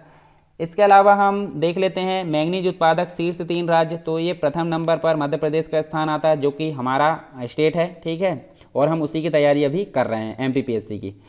अब तो ये खास करके याद रखना है, ठीक है। तो 27% यहाँ पे देखने को मिलता है उत्पादन पूरे टोटल भारत का। उसके अलावा दूसरे नंबर पर महाराष्ट्र है, ठीक है, 25%। तीसरे नंबर पर उड़ीसा 25%। इसके बाद अगर बात करें तो ये उत्पादन की बात हो गई, परंतु स्टोरेज करके कौन रखता है, स्टोरेज करके रखने वाले 3 राज्य जो टॉप पर है वो हम देख सकते हैं। पहले नंबर पर उड़ीसा का स्थान आता है 44%, दूसरे नंबर पर कर्नाटक का स्थान आ जाता है 22%, और तीसरे नंबर पर मध्य प्रदेश का स्थान 12%। तो आपको दोनों में कन्फ्यूजन नहीं होना है। ये भंडारण यानी स्टोरेज के लिए 12% मध्य प्रदेश का है, और उत्पादन के लिए मध्य प्रदेश का 27% सबसे अधिक है। भारत के मैंगनीज निक्षेप कहाँ कहाँ पाए जाते हैं तो हम देख सकते हैं महाराष्ट्र वाले क्षेत्र में भंडारा और नागपुर वाले क्षेत्र में हमको देखने को मिल सकता है। मध्य प्रदेश में हमको मुख्य रूप से बालाघाट, छिंदवाड़ा, जबलपुर और झाबुआ जिले में देखने को मिलता है। उड़ीसा की अगर बात करें तो केओझर, सुंदरगढ़, कोरापुट, कालाहांडी, बोलनगिर, ढेंकानल, गंजाम, कटक और मयूरभंज, इन क्षेत्रों में ये जो है मैंगनीज देखने को मिलता है, मैंगनीज के निक्षेप। कर्नाटक वाले क्षेत्र में बेल्लारी, उत्तर कन्नड़, शिमोगा, चित्रदुर्ग, तुमकुर, बीजापुर, चिकमंगलूर, धारवाड़ और बेलगांव, इन क्षेत्रों में हमको देखने को मिलता है मैंगनीज कर्नाटक में। आंध्र प्रदेश में 2 जगह श्रीकाकुलम और विशाखापट्टनम, ये 2 क्षेत्रों में हमको देखने को मिलता है मैंगनीज के निक्षेप। ये तो बात हुई लोह धातु की। अब बात कर लेते हैं अलोह खनिज, जिसके अंतर्गत मुख्य रूप से हम देखेंगे तांबा और मैंगनीज के बारे में कुछ जानकारी हम यहाँ देख लेते हैं। जैसे कि सबसे पहले अगर देखें अलोह खनिज की, तो भारत में अलोह खनिज की संचित राशि है वह उत्पादन अधिक संतोषजनक नहीं है, क्योंकि हम देख सकते हैं खनिज, जैसे कि अगर बात करें खनिज जो है उसमें तांबा, बॉक्साइट, सीसा, सोना आते हैं। धातु शोधन, इंजीनियरिंग व विद्युत उद्योग महत्वपूर्ण भूमिका निभाते हैं, फिर भी यहाँ हमको मतलब एक प्रकार से संतोषजनक स्थिति इसकी नहीं देखने को मिलती है। तो हम देख सकते हैं, देखिए तांबा और जो बॉक्साइट है वो कहाँ कहाँ पाए जाते हैं। जैसे तांबा की अगर बात करें, देखिए खेतड़ी में, अलवर में, भीलवाड़ा, उदयपुर में देखने को मिलता है। उसके बाद अगर देखें तो यहाँ आपको सिंह भूमि में भी देखने को मिलता है, हजीरा बाग में भी देखने को मिलता है, हजारीबाग में। बॉक्साइट की अगर बात करें तो बॉक्साइट आपको कटनी में देखने को मिलता है, मध्य प्रदेश के अंतर्गत अमरकंटक जो कि छत्तीसगढ़ और मध्य प्रदेश की सीमा पर है। इसके अलावा देखें तो बिलासपुर में देखने को मिलता है, मेकाल पहाड़ी और कोरापुट। तांबा की बात करें तो बालाघाट जो कि मध्य प्रदेश में है, वो वहाँ भी देखने को मिलता है। तो ये अलग अलग क्षेत्र हमने देख लिए, इनके बारे में हम जानते हैं थोड़ी थोड़ी चीज़ें। जैसे सबसे पहले बात करेंगे तांबा के बारे में। तो तांबा की अगर बात करें तो इसका प्रयोग हम देख सकते हैं सबसे पुराने समय, यानी कि जो प्रागैतिहासिक काल आया था, ठीक है, प्रागैतिहासिक काल जो इतिहास का था उस काल से इसका जो है उपयोग किया जा रहा है। और इसे एक प्रकार से मिश्रण करें तो टिन में अगर मिश्रण कर दिया जाए तांबे को तो कांसा बन जाता है, जस्ता में मिश्रण कर दिया जाए तो पीतल बन जाता है, लोह में मिश्रित कर दिया जाए तो ये इस्पात बन जाता है। तो अलग अलग प्रकार से इसका यूज़ किया जाता है। और देश में अगर बात करें तांबे की प्राप्ति, तो तीनों प्रकार की चट्टानें, मतलब आग्नेय चट्टान में भी ये पाया जाता है, अवसादी चट्टान में भी पाया जाता है और कांतरित चट्टान में भी ये पाया जाता है। तीनों प्रकार की चट्टानों की जो नस है उसके अंतर्गत हमको इसके जो है प्राप्ति देखने को मिलती है। कई प्रकार के पदार्थ इसमें मिले रहते हैं। इसके प्रमुख खनिज की बात करें तो सल्फाइड देखने को मिलता है, सल्फाइड ऑक्साइड देखने को मिलता है और कार्बोनेट देखने को मिलता है, ठीक है। और ये काफ़ी लचीला मतलब मेलेबल होता है। मेलेबल मतलब किसी अन्य धातु में ये मिलाए जाने योग्य होता है या लचीला होता है, ठीक है। भारत में तांबे के भंडार व उत्पादन क्रांतिक रूप से काफ़ी कम देखने को मिलते हैं और इसी के कारण जो है ये एक प्रकार से देखिए लचीला होता है। और जो ताप होता है, ताप, तन्य या विद्युत का सुचालक भी होता है, ठीक है, काफ़ी उपयोगी है। तो उपयोग की दृष्टि से अगर देखें तो बिजली के जो वायर, तार है अंदर जो कॉपर वायर होते हैं वो बनाने के लिए इसका यूज़ किया जाता है।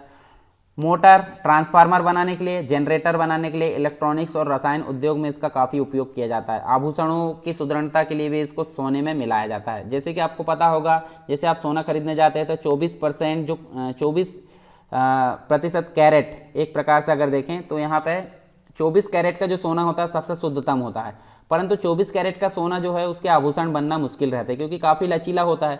तो उसको कठोर बनाने के लिए यहाँ पे तांबे का मिश्रण किया जाता है। तो तांबे का मिश्रण करके जो है सोने के साथ में आभूषण बनाने के लिए या आभूषणों को सुदृढ़ता देने के लिए भी इसका प्रयोग किया जाता है।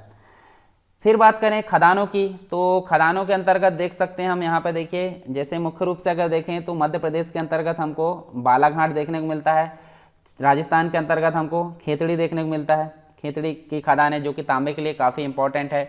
झारखंड के अंतर्गत सिंह भूमि देखने को मिलता है और बालाघाट जो मध्य प्रदेश के अंतर्गत है वहाँ 52% हमको जो उत्पन्न मतलब यहाँ पर उत्पादन देखने को मिलता है, ठीक है। इसके अलावा तांबे के निक्षेप हमको राजस्थान के झुंझुनू एवं अलवर जिले में भी देखने को मिलते हैं।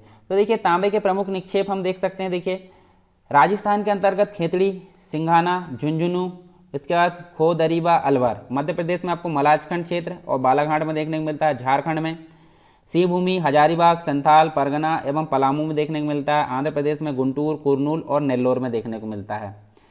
साथ में हम देख सकते हैं कुछ और इम्पॉर्टेंट चीज़ें, जैसे शीर्ष उत्पादक राज्य देख लेते हैं भारत के अंतर्गत और स्टोरेज करके अर्थात भंडारक राज्य भी देख लेते हैं। तो उत्पादन की दृष्टि से सबसे इंपॉर्टेंट है मध्य प्रदेश, सबसे पहले नंबर पर आता है, फिर राजस्थान का स्थान, फिर झारखंड का। और भंडारण की स्थिति में अगर देखें तो सबसे पहले राजस्थान का आता है, फिर झारखंड का और फिर मध्य प्रदेश का। तो यहाँ भी देखिए मध्य प्रदेश मतलब बॉटम नंबर पर है और यहाँ पहले नंबर पर। फिर नेक्स्ट बात कर सकते हैं हम, देखिए हिंदुस्तान कॉपर लिमिटेड की, जिसे हम HCL बोलते हैं, ठीक है। तो ये इसकी स्थापना की बात करें तो 1967 में इसकी स्थापना की गई थी और देश में तांबे का जो है अग्रणी उत्पादक इसको बोला जाता है। और इसकी 4 प्रमुख यूनिट्स या इकाइयाँ हम बोल सकते हैं, जैसे खेतड़ी कॉपर कॉम्प्लेक्स जो कि राजस्थान में है, इंडियन कॉपर कॉम्प्लेक्स जो कि झारखंड में है, मलाजखंड कॉपर कॉम्प्लेक्स ये मध्य प्रदेश में है और तलोजा कॉपर प्रोजेक्ट जो है महाराष्ट्र में है। तो ये 4 मुख्य रूप से इकाई है इसकी, ठीक है, किसकी, HCL की, हिंदुस्तान कॉपर लिमिटेड की, और जिसकी स्थापना 1967 में की गई थी और तांबे के लिए अग्रणी उत्पादक के रूप में इसको जाना जाता है। ये आपको ध्यान में रखना है। फिर नेक्स्ट जो है आता है हमारा बॉक्साइट, ठीक है, तांबे के बाद। तो बॉक्साइट की अगर बात करें तो ये मुख्य रूप से एल्यूमिनियम का अयस्क माना जाता है, यानी कि एल्यूमिनियम किससे प्राप्त किया जाता है, बॉक्साइट से, परंतु डायरेक्टली प्राप्त नहीं किया जाता है। एक एल्यूमिना नाम का एक जो होता है एक अयस्क होता है, ठीक है, एल्यूमिना नाम का एक अयस्क होता है जो मीडिएटर के रूप में काम होता है, ठीक है। अगर वो ऑप्शन में आए तो उसको आप आंसर लगा सकते हैं एल्यूमिना अयस्क। परंतु जो अयस्क होता है बॉक्साइट किसका होता है, एल्यूमिनियम का अयस्क होता है, जिसे एल्यूमिनियम ऑक्साइड भी कहा जाता है, और इसका प्रयोग जो होता है एल्यूमिनियम निष्कर्षण में किया जाता है। कोई विशेष खनिज नहीं है, बल्कि क्या होता है, एक सेल है जिसमें हाइड्रेट एल्यूमिनियम ऑक्साइड मौजूद होते हैं। ये एक प्रकार की चिकनी मिट्टी होती है, चिकनी मिट्टी जैसा पदार्थ होता है, जो कि यहाँ देख सकते हैं हम, इसका जो एक प्रकार से रंग होता है गुलाबी भी हो सकता है, सफ़ेद भी हो सकता है और लाल भी हो सकता है। यह रंग उसमें मौजूद लोह की मात्रा पर निर्भर करता है, मतलब जो रंग बदलता है उसका लोह की मात्रा के कारण बदलता है। और इसके निक्षेप हमको मुख्य रूप से जो टर्सरी क्रम की जो चट्टानें हैं उसमें एक प्रकार से लेटेराइट चट्टानों से संबंधित यहाँ देखने को मिलता है। न टर्सरी क्रम की चट्टानें और लेटेराइट चट्टानों में ये इनका निक्षेप देखने को मिलता है। यह अवशिष्ट जो अपक्षय है उसका प्रतिफल हम देख सकते हैं, जैसे सिलिका का निक्षालन होता है, लीचिंग जिसे बोलते हैं, ठीक है। बॉक्साइट में एल्यूमिना का जो अंश है हम देखें तो 55 से 65% तक होता है।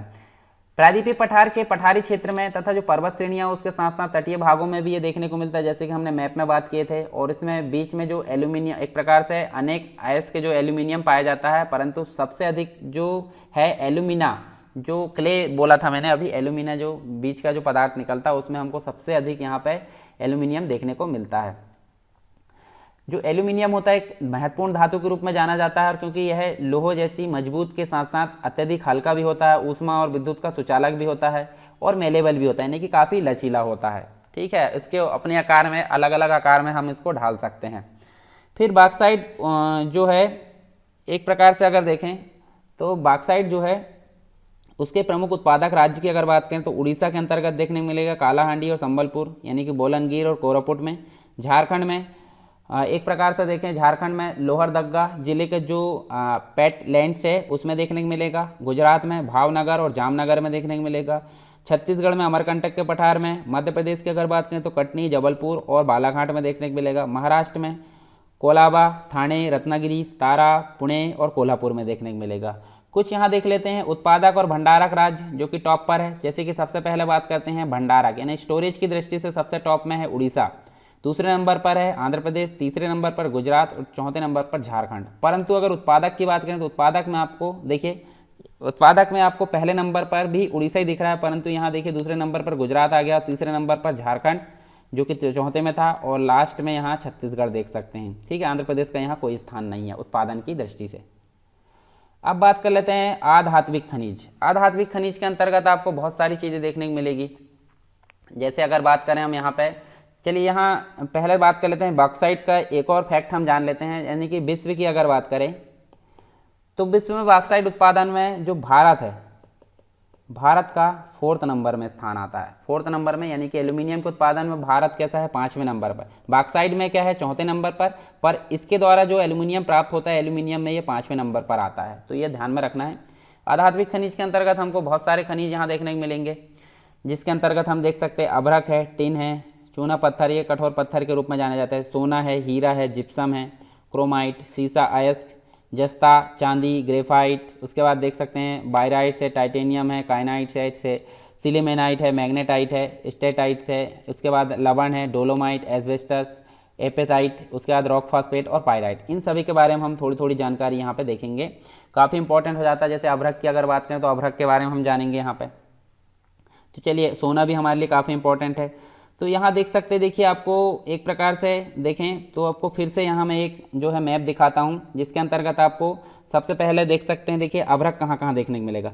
अभ्रक आपको उत्तर पूर्वी पठार जो झारखंड यानी छोटा नागपुर का पठार वहाँ देखने को मिलेगा, ठीक है। कुछ आप दक्षिणी भाग में यहाँ देख सकते हैं। उसके बाद अगर आप देखें आप तो ये देखिए उत्तर जो पश्चिमी भाग है जिसके अंतर्गत राजस्थान आता है, तो राजस्थान में आपको अभ्रक देखने को मिलेगा। उसके बाद एस्बेस्टस की अगर बात करें तो एस्बेस्टस आपको कहाँ कहाँ देखने को मिलेगा, एक तो आपको ये वाले पठार में भी देखने को मिलेगा, ठीक है, नीचे दक्षिणी भाग में भी देखने को मिलेगा, और आपको ये गुजरात वाले क्षेत्र में भी और राजस्थान वाले क्षेत्र में एस्बेस्टस देखने को मिलेगा।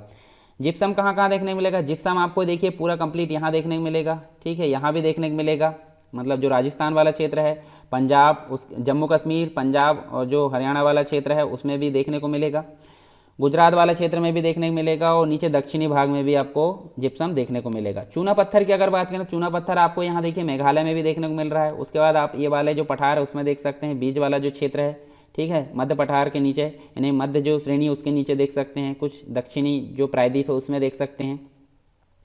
फिर आप देख सकते हैं गुजरात वाले क्षेत्र में भी देखने को मिल रहा है, मध्य प्रदेश का कुछ क्षेत्र आप देख सकते हैं, और राजस्थान वाले क्षेत्र, और ऊपर आप देख सकते हैं देखिए हिमाचल उत्तराखंड वाले क्षेत्र में, और यहाँ जम्मू कश्मीर लद्दाख वाले क्षेत्र में भी देख सकते हैं। डोलोमाइट की अगर बात करें तो डोलोमाइट आपको देखिए ये वाले क्षेत्र में, मतलब छोटा नागपुर के पठार वाले क्षेत्र में भी देखने को मिल रहा है। उसके बाद अगर देखें तो अन्य क्षेत्र में आपको कुछ कम मात्रा में देखने, मतलब स्पेशल आप बोले तो छोटा नागपुर के पठार में आपको डोलोमाइट देखने को मिलता है। हीरा आपको देखिए छोटा नागपुर के पठार में देखने को मिल रहा है, नीचे ये पट्टी आपको कंप्लीट रूप से हीरे की देखने को मिलती है। उसके बाद आप जो राजस्थान वाला क्षेत्र, और ऊपर आप देख सकते हैं पंजाब हरियाणा वाले क्षेत्र में भी आपको हीरा देखने को मिलता है। कुछ क्षेत्र आपको मेघालय में भी देखने को मिलेगा। परमाणु खनिज की अगर बात करें तो परमाणु खनिज आपको मुख्य रूप से कहाँ देखने को मिलेंगे, ठीक है, तो ये भी आपको मुख्य रूप से यहीं पे, मतलब जो है थोड़ा भाग आपको देखिए ये जो केरल वाला भाग है यहाँ देखने को मिलता है, ठीक है, और कुछ अन्य क्षेत्र में भी हम देख सकते हैं। मुख्य रूप से केरल वाले भाग में आप देख सकते हैं। नमक की बात करें तो नमक मुख्य रूप से कहाँ देखने को मिलेगा? जहाँ लवणता ज़्यादा होगी। लवणता कहाँ होगी? राजस्थान वाले क्षेत्र में और गुजरात वाले क्षेत्र में, ठीक है, तो यहाँ पे हमको नमक देखने को मिलता है। तो ये हमने कंप्लीट अधात्विक खनिज के एक लोकेशन के बारे में, मुख्य जो खनिज थे उनके बारे में यहाँ पर देखा। अब बात कर लेते हैं थोड़ी चीज़ें, जैसे अभ्रक के बारे में। तो अभ्रक की अगर बात करें तो अभ्रक मुख्य रूप से देखें तो यहाँ पे हमको अभ्रक एक ऐसा खनिज है जो कि हमको मुख्य रूप से प्लेट, जो धरातल ये जो प्लेट होती है उसमें क्षैतिज क्रम में देखने को मिलता है। इसकी जो चादरें होती है उसमें विपाटन या विभाजन आसानी से हो सकता है, और ये परतें इतनी छोटी या पतली होती, महीन होती है कि इसकी 1000 परतें कुछ सेंटीमीटर ऊंचाई में समाहित हो सकती है। ये पारदर्शक होता है, साथ में लचीला भी होता है, मेलेबल होता है, यानी कि जो है एक प्रकार से लचीला हम बोल सकते हैं, अन्य पदार्थ में मिलाया जा सकता है, या फिर हम बोल सकते हैं इसको एक प्रकार से अन्य आकार में परिवर्तित किया जा सकता है। अभ्रक का उपयोग मुख्य रूप से अगर देखें तो हमको विद्युत के रूप में इसका उपयोग किया जाता है। इलेक्ट्रॉनिक्स के लिए जो उद्योग है उसमें उपयोग किया जाता है। इसे एक प्रकार से पतली चादरों में विघटित किया जा सकता है, और जो बहुत कठोर और सुनम्य हो सकता है। अभ्रक बहुत उपयोगी एक प्रकार से खनिज है, जो कि आग्नेय और कायांतरित चट्टानों में हमको देखने को मिलता है। इन चट्टानों में एक प्रकार से कई रंग में, जैसे कि सफ़ेद, गुलाबी, हरा एवं लाल रूप में ये पाया जाता है। इसकी मुख्य रूप से 3 किस्में देखने को मिलती है, एक तो सफ़ेद देखने को मिलती है, एक पीत देखने को मिलती है, एक श्याम देखने को मिलती है। श्वेत जो अभ्रक है उसकी अगर बात करें तो इसमें हमको एक प्रकार से ये इसका उपनाम है मास्कोबाइट, रूबी अभ्रक भी इसको कहते हैं। पीत की अगर बात करें तो फ्लोगोपाइट इसको बोलते हैं, और श्याम जो अभ्रक है जिसको बायोटाइट बोल सकते हैं, गुलाबी रंग का जो होता है। अभ्रक उत्पादन में जो भारत है, भारत विश्व में प्रथम स्थान पर है, ये आपको ध्यान में रखना है, ठीक है। और विश्व में मिलने वाली अच्छी किस्म के अभ्रक यहाँ पे 60% देखने को मिलते हैं। मुख्य रूप से हमको भंडार या क्षेत्र हमको देखने को मिलता है, जैसे झारखंड की अगर बात करें, आंध्र प्रदेश की बात कर लेते हैं, तेलंगाना की बात कर लेते हैं, राजस्थान, तो इनमें हम देख सकते हैं कुछ क्षेत्र है। इसके अलावा अगर देखें तो तमिलनाडु वाले क्षेत्र में भी देखने को मिलता है, पश्चिम बंगाल वाले क्षेत्र में और मध्य प्रदेश वाले क्षेत्र में, इन क्षेत्रों में हमको अभ्रक देखने को मिलता है। इसके जो निक्षेप है अभ्रक के, वो हमको मुख्य रूप से कहाँ देखने को मिलते हैं? छोटा नागपुर के पठार में देखने को मिलते हैं, उत्तरी पठारी किनारों में पाए जाते हैं। बिहार, झारखंड की कोडरमा, गया, हजारीबाग जो पेटी है उसमें अग्रणी उत्पादक के रूप में जाने जाते हैं। कर्नाटक के मैसूर जिले में भी ये देखने को मिलते हैं, तमिलनाडु, कोयम्बटूर, तिरुचिरापल्ली, ये सभी हमने देखें। हमने देखे थे मिनरल ईयर बुक जो अभी हमने बात करते थे 2016, 17, 18 की जो जारी हुई है, परंतु यहाँ 2014 के अनुसार देखते हैं मिनरल ईयर बुक के अनुसार, तो भारत में हम देख सकते हैं 1610 टन अभ्रक उत्पादित कर जो है विश्व का एक प्रकार से 16वां सर्वाधिक उत्पादक एक प्रकार से राष्ट्र है ये, ठीक है, कच्चा उत्पाद करने वाला। इसके बाद टिन की बात कर लेते हैं। टिन भी अगर बात करें हम, नेक्स्ट जो है हमारा जो खनिज है, तो ये एक प्रकार से टिन की चादरें बनाने के लिए सोल्डरिंग उद्योग में इसका प्रयोग किया जाता है। मतलब जो टिन की चादरें बनती है, टिन की चादरों के लिए इसका प्रयोग किया जाता है। और सोल्डरिंग करते हैं कि नहीं, मतलब जैसे इलेक्ट्रॉनिक डिवाइस होती है उसमें सोल्डरिंग करते हैं, तो उसके लिए इसका उपयोग किया जाता है। मिश्र धातु का निर्माण करने के लिए भी इसका उपयोग किया जाता है। और इसके जो भंडार है काफ़ी कम मात्रा में हमको देखने को मिलते हैं। जैसे मुख्य रूप से अगर देखें तो छत्तीसगढ़ के अंतर्गत बस्तर जिले में ये हमको देखने को मिलते हैं। भारत का लगभग संपूर्ण टिन उत्पादन इसी क्षेत्र में हमको देखने को मिलता है। चूना पत्थर कुछ एक प्रकार का खनिजी चट्टान, मतलब जो चट्टानी खनिज हम इसको बोल सकते हैं, चट्टान टाइप का एक प्रकार से चट्टानी लाइमस्टोन जिसे हम बोलते हैं। और ये कहाँ पाया जाता है? ये अवसादी चट्टानों में ही हमको देखने को मिलता है। और किस समय जो है एक प्रकार से लेकर अगर देखें तो ये प्री कैम्ब्रियन काल आपने देखा होगा। प्री कैम्ब्रियन युग जो आया था, प्री कैम्ब्रियन से लेकर जो एक प्रकार से देखें आज वर्तमान तक, प्री कैम्ब्रियन से लेकर वर्तमान तक अगर देखें तो जो गोंडवाना चट्टान है उनको छोड़कर सभी, जो गोंडवाना सेल है उसको छोड़कर सभी भौगोलिक जो सेल है उसमें हमको एक प्रकार से चूना पत्थर देखने को मिलता है। और इसका जो उपयोग है मुख्य रूप से अगर देखें तो उपयोग कहाँ कहाँ इसका उपयोग होता है, जैसे कि अगर बात करें सीमेंट के लिए इसका उपयोग होता है। उसके बाद अगर देखें तो लोह इस्पात के लिए इसका उपयोग होता है। सीमेंट के लिए कितना % यूज़ होता है? 76%, यहाँ देख सकते हैं। लोह इस्पात के लिए 16% होता है। उसके बाद अन्य चीज़ जैसे कि चीनी, कागज, उर्वरक, फेरोमैंगनीज उद्योग, इन सभी में इनका यूज़ किया जाता है। चूना पत्थर जो होता है कैल्शियम या कैल्शियम कार्बोनेट तथा जो मैग्नीशियम होता है कार्बोनेट, उससे बनी चट्टानों में पाया जाता है। और अधिकांशतः अगर देखें तो ये जो होता है अवसादी चट्टानों में ही हमको देखने को मिलता है, जैसे कि हमने यहाँ बात किए थे। ठीक है, चूना पत्थर सीमेंट उद्योग का आधारभूत ढांचा उपलब्ध कराता है, जैसे 76% यहाँ उपयोग हो रहा है। चूना पत्थर में देखें तो हम देख सकते हैं सिलिका, उसके बाद हम देख सकते हैं alumina, silica, alumina, iron oxide, phosphorus तथा जो सल्फर है वो काफ़ी कम मात्रा में यहाँ देखने को मिलते हैं। कुछ अन्य खनिज संसाधन के अंतर्गत अब हम देखेंगे, जैसे पहले बात करें सोना की, तो सोना काफ़ी इंपॉर्टेंट है। सोना आपको पता ही होगा, इसको गोल्ड बोला जाता है। ठीक है, और काफ़ी बहुमूल्य धातु ही है, मतलब जो अन्य महत्वपूर्ण बहुमूल्य धातु उनमें इसकी गणना की जाती है। मुख्य रूप से इसका उपयोग जैसे कि बैंकिंग कार्य में भी इसका उपयोग किया जाता है, लेन देन के रूप में। ठीक है, उसके अलावा हम इसका प्रयोग आभूषणों के रूप में, ठीक है, उसके अलावा अगर बात करें तो अंतर्राष्ट्रीय जो मुद्रा होती है, ठीक है, लेन देन के लिए, उसके रूप में भी इसका प्रयोग किया जा सकता है। कभी कभी भी ये मतलब एक प्रकार से देखें, मतलब जो सोना है वो शुद्ध रूप में नहीं मिलता है, इसमें चांदी एवं अन्य धातुओं के अंश भी मिलते हैं। भारत में है छोटे कणों के रूप में नदियों की रेत, जो बालू है, जैसे स्वर्णरेखा नदी आप देखे होंगे, मतलब सुने तो होंगे स्वर्णरेखा नदी, तो उसमें भी ऐसा माना जाता है कि उसकी जो धूल है उसको छानने पर सोने के कण हमको देखने को मिलते हैं। देश के अंतर्गत अगर देखें तो अयस्क के जो है इसके धारवाड़ जो शिष्ट है उसमें सैलों में क्वार्ट्ज की जो सिराय है उससे प्राप्त होता है। उसके अलावा देखें तो जो आग्नेय एवं कायंत्रित जो चट्टान उनकी नसों में भी हमको देखने को मिलता है सोने के भंडार, मतलब सोने की जो है एक प्रकार से मात्रा। देश में सोने की बहुत कम मात्रा प्राप्त होती है, जिसके कारण इसकी मांग और मूल्य काफ़ी यहाँ पे हाई या अधिक देखने को मिलता है। उत्पादन तथा भंडारण की अगर बात करें तो कर्नाटक यहाँ पे सबसे अग्रणी राज्य यहाँ देखने को मिलता है। और यहाँ की एक प्रकार से देखें हट्टी गोल्ड माइन कंपनी भारत की एकमात्र सोना उत्पादक कंपनी इसको बोला जाता है। भारत में सोने का लगभग अगर देखें तो 90% जो भाग है कहाँ देखने को मिलता है? कर्नाटक में ही देखने को मिलता है। ठीक है, इसके अंतर्गत अगर देखें हम तो यहाँ भारत में जो है 3 प्रमुख सोने की खान देखने को मिलती है। कोलार खान मैसूर कर्नाटक के अंतर्गत, हट्टी खान जो कि कर्नाटक के अंतर्गत रायचूर में, रामगिरी खान अनंतपुर जिला ये आंध्र प्रदेश में देखने को मिलती है। इसके अलावा एक चीज़ और होती है जिसे हम बोलते हैं, ठीक है, प्लेसर या फिर हम बोल सकते हैं इसको जलोढ़ सोना। जलोढ़ सोना आप देख सकते हैं, जलोढ़ मिट्टी आपने सुना होगा। तो नदी के जो बालू होते हैं, अवसादी निक्षेप होते हैं, उससे प्राप्त होने को एक प्रकार से क्या बोला जाता है? प्रेशर या फिर जलोढ़ सोना इसको कहा जाता है। जैसे कि झारखंड के अंतर्गत जो स्वर्णरेखा नदी है उसमें इसकी मात्रा देखने को मिलती है।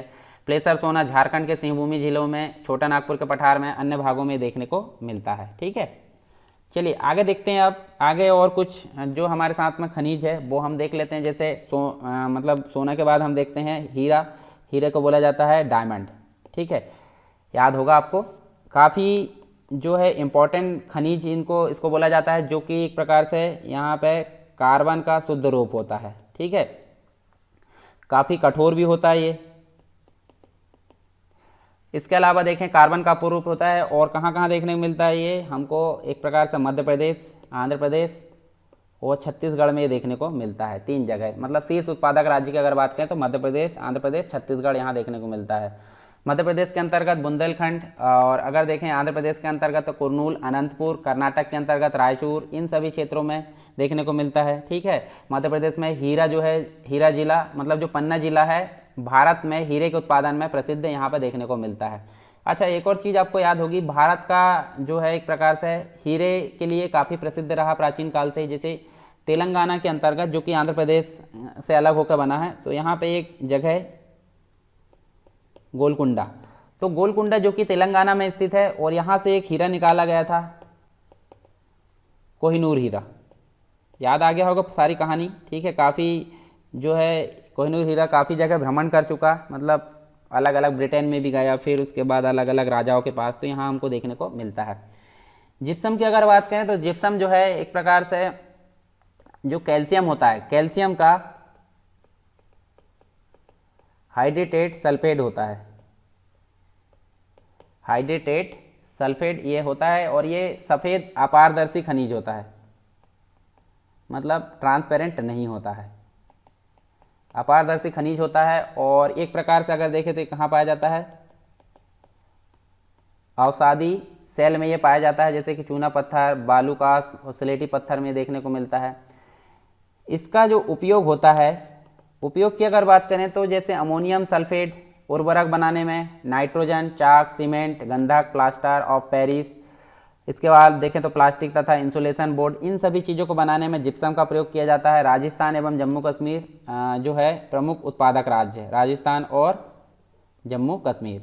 ठीक है, नेक्स्ट है क्रोमाइट की बात करें तो क्रोमाइट एक प्रकार से लोहा और क्रोमियम का ऑक्साइड होता है, लोहा प्लस क्रोमियम। ठीक है, क्रोमियम का ऑक्साइड होता है, जो कि कहाँ पाया जाता है, ये एक प्रकार से आग्नेय सेलों में पाया जाता है। ठीक है, आग्नेय सेलों में देखने को मिलता है। और इसका जो उपयोग है, उपयोग की बात कर लेते हैं यहाँ पे, तो उपयोग एक प्रकार से जो स्टेनलेस होते हैं, स्टेनलेस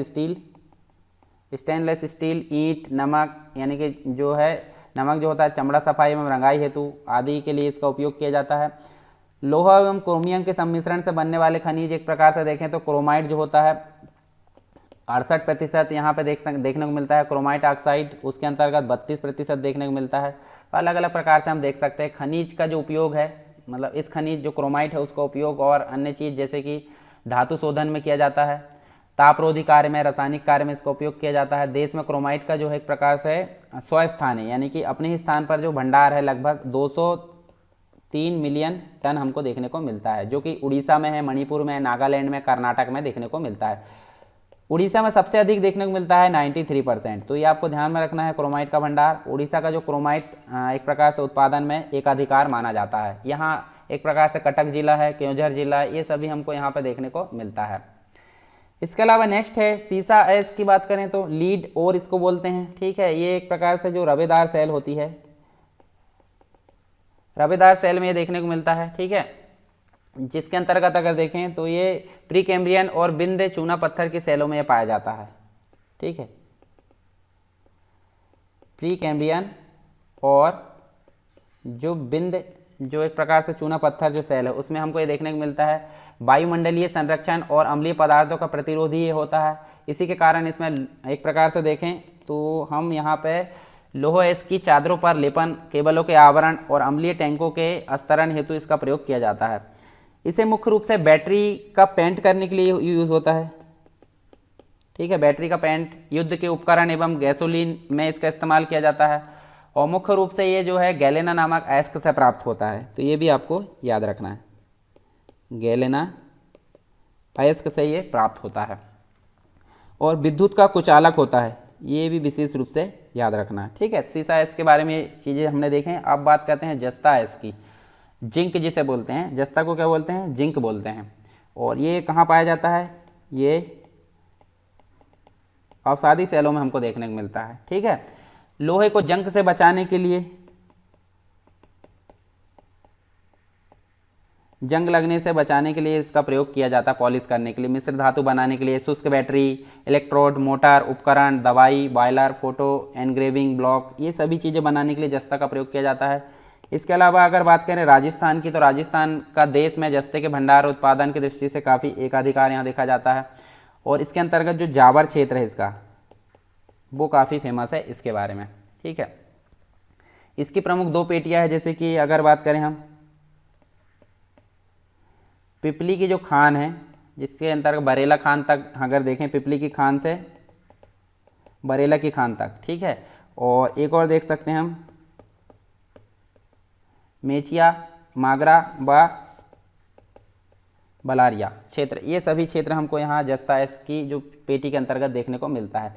चांदी, चांदी से आप सभी परिचित होंगे, इसको बोला जाता है सिल्वर। ठीक है, और ये अक्सर जो है एक प्रकार से जो अम्लीय जो आग्नेय चट्टान होती है, अम्लीय आग्नेय चट्टान होती है, शिला होती है, उसमें एक प्रकार से सीसा, जस्ता, तांबा आदि के साथ मिश्रित रूप में देखने को मिलती है। इसका उपयोग क्या होता है? उपयोग की अगर बात करें तो आपको पता ही होगा, आभूषण बनाने के लिए और सजावट के लिए जो वस्तु है उसका, वस्तुओं के निर्माण, सजावट वाली जो वस्तु उसके निर्माण में इसका प्रयोग किया जाता है, चांदी का। और राजस्थान जो है, राजस्थान के अंतर्गत उदयपुर एवं चित्तौड़गढ़ की जो जस्ता की खानें हैं, चांदी का सबसे बड़ा उत्पादक राज्य इसको माना जाता है। इसके बाद हम देखें तो हमको कर्नाटक देखने को मिलता है, फिर आंध्र प्रदेश देखने को मिलता है, उसके बाद हम देखें ये कर्नाटक के बाद झारखंड देखने को मिलता है, और फिर आंध्र प्रदेश देखने को मिलता है। ठीक है, इसके बाद देखते हैं ग्रेफाइट की बात कर लेते हैं। तो ग्रेफाइट जो है एक प्रकार से कहाँ मिलता है? ग्रेफाइट जो तीसरे नंबर की चट्टानें होती है, कायंत्रित चट्टानें, उनमें देखने को मिलता है। काला सीसा एवं प्लम्बो इसको कहा जाता है, यानी कि इसको क्या कहा जाता है? काला सीसा भी कहा जाता है। अच्छा, ग्रेफाइट आपने देखा होगा, जैसे आप पेंसिल चलाते हैं, पेंसिल की जो लीड बनती है वो किससे बनती है? ग्रेफाइट से ही बनती है। ठीक है, इसके अलावा इसके जो उत्पादक राज्य की अगर बात करें तो यहाँ हमको तमिलनाडु देखने को मिलता है, उसके बाद झारखंड देखने को मिलता है, और कर्नाटक देखने को मिलता है। अब बात करते हैं बायराइट्स की। तो बायराइट्स एक प्रकार से सल्फेट का खनिज रूप है, सल्फेट का खनिज रूप ये है, और विश्व में लगभग 90% उत्पादन तेल कुओं की ड्रिलिंग में काम आता है। ठीक है, भारत में अगर देखें तो बायराइट्स के उत्पादन में ये जो है भारत कौन से नंबर पर आता है? दूसरे नंबर पर आता है। कितने प्रतिशत? 17.3%। ठीक है, और जो अकेला जो है आंध्र प्रदेश में ही, भारत के अंतर्गत अकेला आंध्र प्रदेश ही एक अधिकार, मतलब 94% यहाँ देखने को मिलता है उत्पादन। ठीक है, मंगपेट, मतलब जो यहाँ की कोड़प्पा जिले में अगर देखें तो हमको मंगपेट भंडार विश्व का सबसे बड़ा बायराइट्स भंडार देखने को मिलता है। टाइटेनियम की अगर बात करें तो टाइटेनियम जो होता है एक प्रकार से अगर देखें तो टाइटेनियम यहाँ पे धातु जो होते हैं, एक प्रकार से धातु का ये जो है उपयोग, मतलब जो धातु एक प्रकार की, और इसका उपयोग की अगर बात करें, टाइटेनियम धातु का उपयोग कहाँ कहाँ किया जाता है? जो लड़ाकू विमान देखे होंगे आप, लड़ाकू विमान, उसके बाद अगर देखे होंगे मिसाइल, युद्ध से संबंधित जो भी चीज़ें हैं, जैसे युद्धपोत, अंतरिक्ष यान, परमाणु रिएक्टर, इन सभी में इसका उपयोग किया जाता है। 1 मार्च 2011 की अगर बात करें तो उसको केरल में इस धातु के उत्पादन के लिए मतलब जो है फर्स्ट कारखाना यहाँ पे खोला गया था केरल के अंतर्गत, याद रखना है। काइनाइट की बात करें तो काइनाइट ये कायंत्रित चट्टानों में पाया जाता है, कायंत्रित सेल में। इसका प्रयोग धातु जो कर्मीय उद्योग है, मतलब उपयोग जो है धातु से रिलेटेड जो उद्योग है, मृत्तिका है, रिफैक्ट्री, सीसा, विद्युत उपयोग उद्योग में इनका प्रयोग किया जाता है। भारत की अगर बात करें तो भारत जो है फर्स्ट नंबर पर है काइनाइट का उत्पादन में। ठीक है, जिसके अंतर्गत हम देखें तो हमको झारखंड देखने को मिलता है, महाराष्ट्र और कर्नाटक देखने को मिलता है। अब बात करते हैं लिमोनाइट की। ये जो है सिलीमेनाइट। सिलीमेनाइट जो है एक प्रकार से इसका जो उपयोग है, उपयोग किस में किया जाता है? मृत्तिका में किया जाता है, मृत्तिका उद्योग। इसके बाद अगर देखें धातु विज्ञान में सीसा, रिफैक्ट्री, ऑटोमोबाइल, सीमेंट उत्पादन आदि में इसका प्रयोग किया जाता है। और ये जो उच्च तापमान है, उच्च तापमान को भी सह सकता है सिलीमेनाइट। ठीक है, उड़ीसा की अगर बात करें भारत में तो ये सबसे बड़ा उत्पादक यहाँ देखने को मिलेगा। फिर मैग्नेसाइट की अगर बात करें तो मैग्नेसाइट का जो प्रयोग है, ठीक है, कहाँ कहाँ किया जाता है? रिफैक्ट्री, ईंट बनाने में, विशेष किस्म की सीमेंट बनाने में, टाइल्स, अग्निसह, फर्श बनाने में, इन सभी चीज़ों का मैग्नेसाइट का प्रयोग किया जाता है। और इसका जो उपयोग है मैग्नीशियम, जो मैग्नीशियम आता है उसके निष्कर्षण एवं इस्पात उद्योग में भी किया जाता है। और इसके भंडार हमको कहाँ देखने को मिलते हैं? उत्तराखंड, भारत के अंतर्गत 68% यहाँ पे भंडार देखने को मिलेंगे। उसके अलावा तमिलनाडु में आपको 13%, राजस्थान में यहाँ पे आपको 16% देखने को मिलेंगे। अन्य भंडार क्षेत्र में जम्मू कश्मीर भी आ जाता है, कर्नाटक भी आ जाता है, हिमाचल प्रदेश, केरल, ये सभी आ जाते हैं। स्टेटाइट की अगर बात करें, मैग्नेटाइट के अंतर्गत एक और चीज़ देख लेते हैं। जो तमिलनाडु है, तमिलनाडु सबसे बड़ा उत्पादक की श्रेणी में आता है और भंडारण की श्रेणी में उत्तराखंड आता है। ठीक है, दोनों में यहाँ अंतर याद रखना है। स्टेटाइट अगर बात करें तो इसको बोला जाता है साबुन का पत्थर। ठीक है, या फिर हम बोल सकते हैं इसको सेल खड़ी या फिर घिसा, एक प्रकार से घिया पत्थर भी बोलते हैं।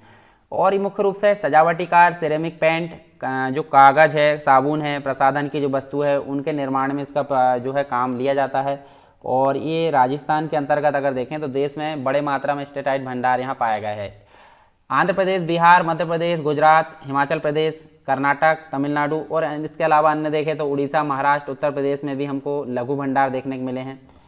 और चीन के बाद अगर देखें तो भारत का जो है, भारत सेकंड नंबर पर है स्टेटाइट के मामले में। ठीक है, अगर देखें उत्पादक की दृष्टि से। तो फिर लवण, लवण एक प्रकार से देखें तो नमक आपको याद आता होगा, सोडियम क्लोराइड या तो सेलो से प्राप्त होता है। नमक किससे प्राप्त, मतलब जो लवण है जो सोडियम क्लोराइड या सेलो से प्राप्त होता है, या तो खारे जो समुद्री पानी है उनसे प्राप्त होता है। ठीक है, सौर्य के जो बाष्पीकरण है उसके पश्चात यहाँ देख सकते हैं। और इसके अंतर्गत जो 70% एक प्रकार से नमक है उसका प्रयोग खाने में किया जाता है। ठीक है, बाकी बचा 28% और 2%, तो 28% रसायनों के निर्माण में और 2% उद्योगों में, कागज, वस्त्र, तेल शोधन, इन सभी चीज़ों में इनका प्रयोग किया जाता है। इसके अलावा गुजरात की अगर बात करें तो गुजरात में और प्लस महाराष्ट्र में तटवर्ती क्षेत्र में यहाँ खारे पानी की सागरीय जल देखने को मिलता है जहाँ पर नमक का उत्पादन होता है। गोवा, कर्नाटक, केरल तथा तटीय क्षेत्रों में भी कुछ नमक बनाया जाता है। तमिलनाडु में भी यहाँ पे देखने को मिलता है। परंतु मुख्य रूप से आपको राजस्थान याद रखना है। यहाँ पे जो सांभर झील है और डिडवाना, फलोदी, पंच जो झील है, एक प्रकार से ये जो सभी झीलें हैं कहाँ पे देखने को मिलेगी, नमकीन झीलें राजस्थान में। ठीक है, राजस्थान देश का 11% नमक का उत्पादन करता है। उसके बाद अगर देख सकते हैं हम, देखिए हमको डोलोमाइट देखने को मिलता है। डोलोमाइट क्या होता है, एक किस्म का चूना पत्थर होता है। ठीक है, एक किस्म का चूना पत्थर होता है। और यहाँ पे अगर देखें तो जिसमें जो मैग्नीशियम होता है, मैग्नीशियम की मात्रा 10% से अधिक होती है। और इसका मुख्य जो उपयोग है, उपयोग की अगर बात करें हम यहाँ पे, तो उपयोग इसका धातुकर्मीय जो उद्योग है, विशेषकर लोहा और इस्पात उद्योग में इसका उपयोग किया जाता है। खास करके उड़ीसा की बात करते हैं, छत्तीसगढ़ की बात करते हैं, तो यहाँ छत्तीसगढ़, आंध्र प्रदेश, झारखंड, राजस्थान, कर्नाटक इसके मुख्य उत्पादक राज्य की श्रेणी में आते हैं। और इनकी जो हिस्सेदारी है 90% यहाँ देखने को मिलती है। एस्बेस्टस की अगर बात करें तो एस्बेस्टस जो होता है रेशेदार संरचना में यहाँ पाया जाता है। आग के प्रतिरोधक शक्ति यहाँ पे होती है, मतलब आग नहीं पकड़ता, तो इसीलिए इसका जो उपयोग है हमको विभिन्न प्रकार की चीज़ें जैसे अग्नि से कपड़े, रस्सी, कागज, चादरें, पेटी, अग्नि से दराजे, विद्युत रोधी, फेल्टी, ऊनी वस्त्र बनाने में। ठीक है, एप्रिन जो होते हैं जो कपड़ों के ऊपर पहनते हैं, दास्ताने बनाने में, गाड़ी के ब्रेक बनाने में।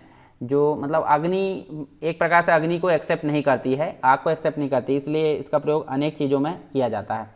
मैग्नीशिया के साथ इसे मिलाकर मैग्नीशिया ईंट बनाई जाती है जिसका उपयोग जो है ऊष्मारोधन के लिए किया जाता है।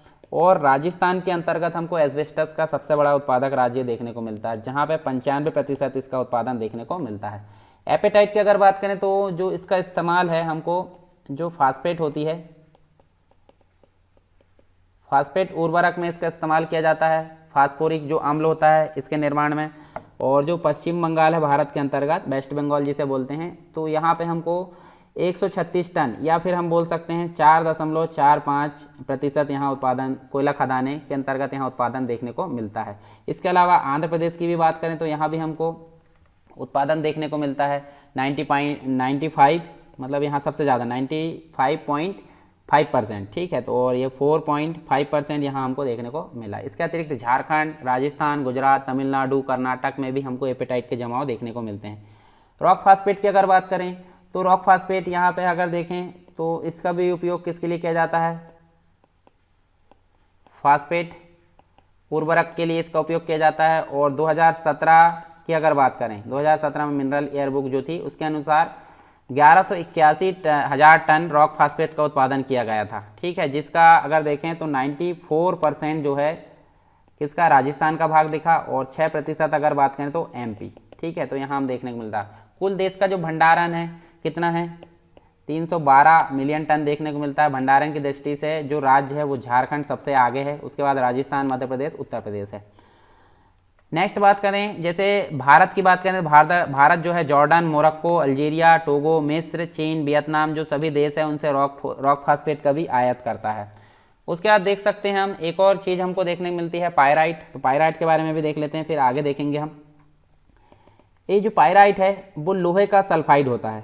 ये क्या होता है, पायराइट जो होता है लोहे का सल्फाइड होता है। ठीक है, याद रखना है, जो कि सल्फर का मुख्य स्रोत होता है। और पायराइट का मुख्य उत्पादक राज्य जो है बिहार हम देख सकते हैं, कुछ जमाव कर्नाटक, हिमाचल प्रदेश, कुछ अन्य राज्यों में भी देखने को मिलते हैं। भारत जो है Canada, France, Iran, Mexico, Poland, संयुक्त राज्य अमेरिका आदि देशों से पायराइट का आयात करता। तो ये दो चीज़ें देखिए, भारत काफ़ी मात्रा में है आयात करता अन्य देशों से। उसके बाद कुछ अन्य चीज़ें भी देख लेते हैं। खनिजों का वर्गीकरण की अगर बात करें यहाँ, तो देखिए हमको ये तो हमने देख लिए। यहाँ पे अणुशक्ति के आधार पर खनिज जो है हम देख सकते हैं। तो अणुशक्ति के आधार पर खनिज हमको बहुत सारे देखने को मिलते हैं। जैसे देश में जो है कोयला, खनिज तेल और विद्युत शक्ति के जो ऊर्जा संसाधन है उनकी कमी हमको देखने को मिलती है, और इसी कमी को ध्यान में रखते हुए विशेष ध्यान दिया जा रहा है। और ये ऊर्जा का एक प्रकार से मुख्य मतलब एक ऐसा स्रोत है जो अणुशक्ति है, ऐसा स्रोत है जिसमें कम मात्रा में कुछ विशिष्ट खनिज जो है विशेष का प्रयोग करके सुरक्षात्मक उपाय अपनाकर अत्यधिक ऊर्जा प्राप्त की जा सकती है। ऊर्जा की आवश्यकता कृषि उद्योग, परिवहन, अर्थव्यवस्था के अन्य खंडों में उपयोग में होती है। ऊर्जा का उत्पादन मुख्य रूप से जो ईंधन होते हैं, ईंधन खनिज जैसे कि कोयला, पेट्रोलियम, प्राकृतिक गैस, यूरेनियम तथा विद्युत से भी किया जा सकता है। तो मुख्य अणुशक्ति के खनिज हमको uranium, thorium, monazite, beryllium, antimony, zircon, vanadium और मॉलिब्डेनम ये हमको देखने को मिलती है। तो चलिए हम यहाँ पे सबसे पहले बात कर लेते हैं एक एक करके यूरेनियम की। तो यूरेनियम के बारे में हम जो है कुछ चीज़ें जान लेते हैं, जैसे कि मेटल ऑफ होप भी इसको जाना जाता है, मतलब जो मेटल ऑफ होप के नाम से भी इसको जाना जाता है। ठीक है, मेटल ऑफ होप किसको जाना जाता है, यूरेनियम को। ठीक है, और प्रमुख जो अयस्क है अगर बात करें इसके, किसके, यूरेनियम के, तो यहाँ हमको देखने को मिलता है पिंच ब्लेड, सामरस्काइड और थोरियोनाइट, ये आपको कुछ अयस्क देखने को मिलते हैं। इसके बाद अगर देखें तो देश में यूरेनियम की प्राप्ति हमको कहाँ से मिलती है, धारवाड़ क्रम की जो चट्टानें हैं और साथ में आर्कियन क्रम की जो चट्टान है उससे हमको क्या मिलती है, मतलब एक प्रकार से यूरेनियम की प्राप्ति यहाँ देखने को मिलती है। इसके अलावा झारखंड के अंतर्गत अगर बात करें हम, झारखंड के अंतर्गत आपको पता होगा सिंहभूमि जिले का जो जादूगोड़ा है, ठीक है, जादूगोड़ा जो क्षेत्र है यूरेनियम खनन के हेतु सर्वाधिक महत्वपूर्ण यहाँ माना जाता है। आंध्र प्रदेश में नेल्लोर है, राजस्थान में उदयपुर है, इन सभी में भी एक प्रकार से अन्य क्षेत्र के रूप में इनको देख सकते हैं। भारतीय यूरेनियम निगम लिमिटेड जो कि यूसीआईएल यानी कि भारतीय यूरेनियम निगम लिमिटेड इसको हिंदी में बोलते हैं, भारत में इसके खनन व शोध की दिशा में ये कार्यरत है। फिर नेक्स्ट देखते हैं, थोरियम की बात करते हैं। तो इसकी जो प्राप्ति है हमको कहाँ से प्राप्त होती है, मोनोजाइट बालुका से, मोनोजाइट बालुका से निक्षेपों से प्राप्त होती है, जिसका निर्माण हम देखें तो ये जो है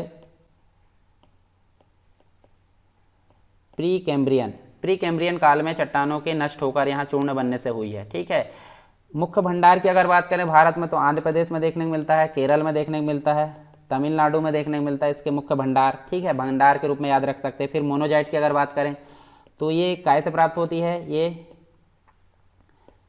पेग्मेटाइट सेल से प्राप्त होती है, यानी कि पेग्मेटाइट सेल से मिलने वाले थोरियम, यूरेनियम, सीरियत तथा लैंथनेम का एक प्रकार से मिश्रण होता है मोनोजाइट, और इसकी प्राप्ति हम देखें तो मोनोजाइट बालिका के निक्षेपों से होती है। ठीक है, इस प्रकार ही हम देख सकते हैं थोरियम जैसे ही इसकी प्राप्ति होती है।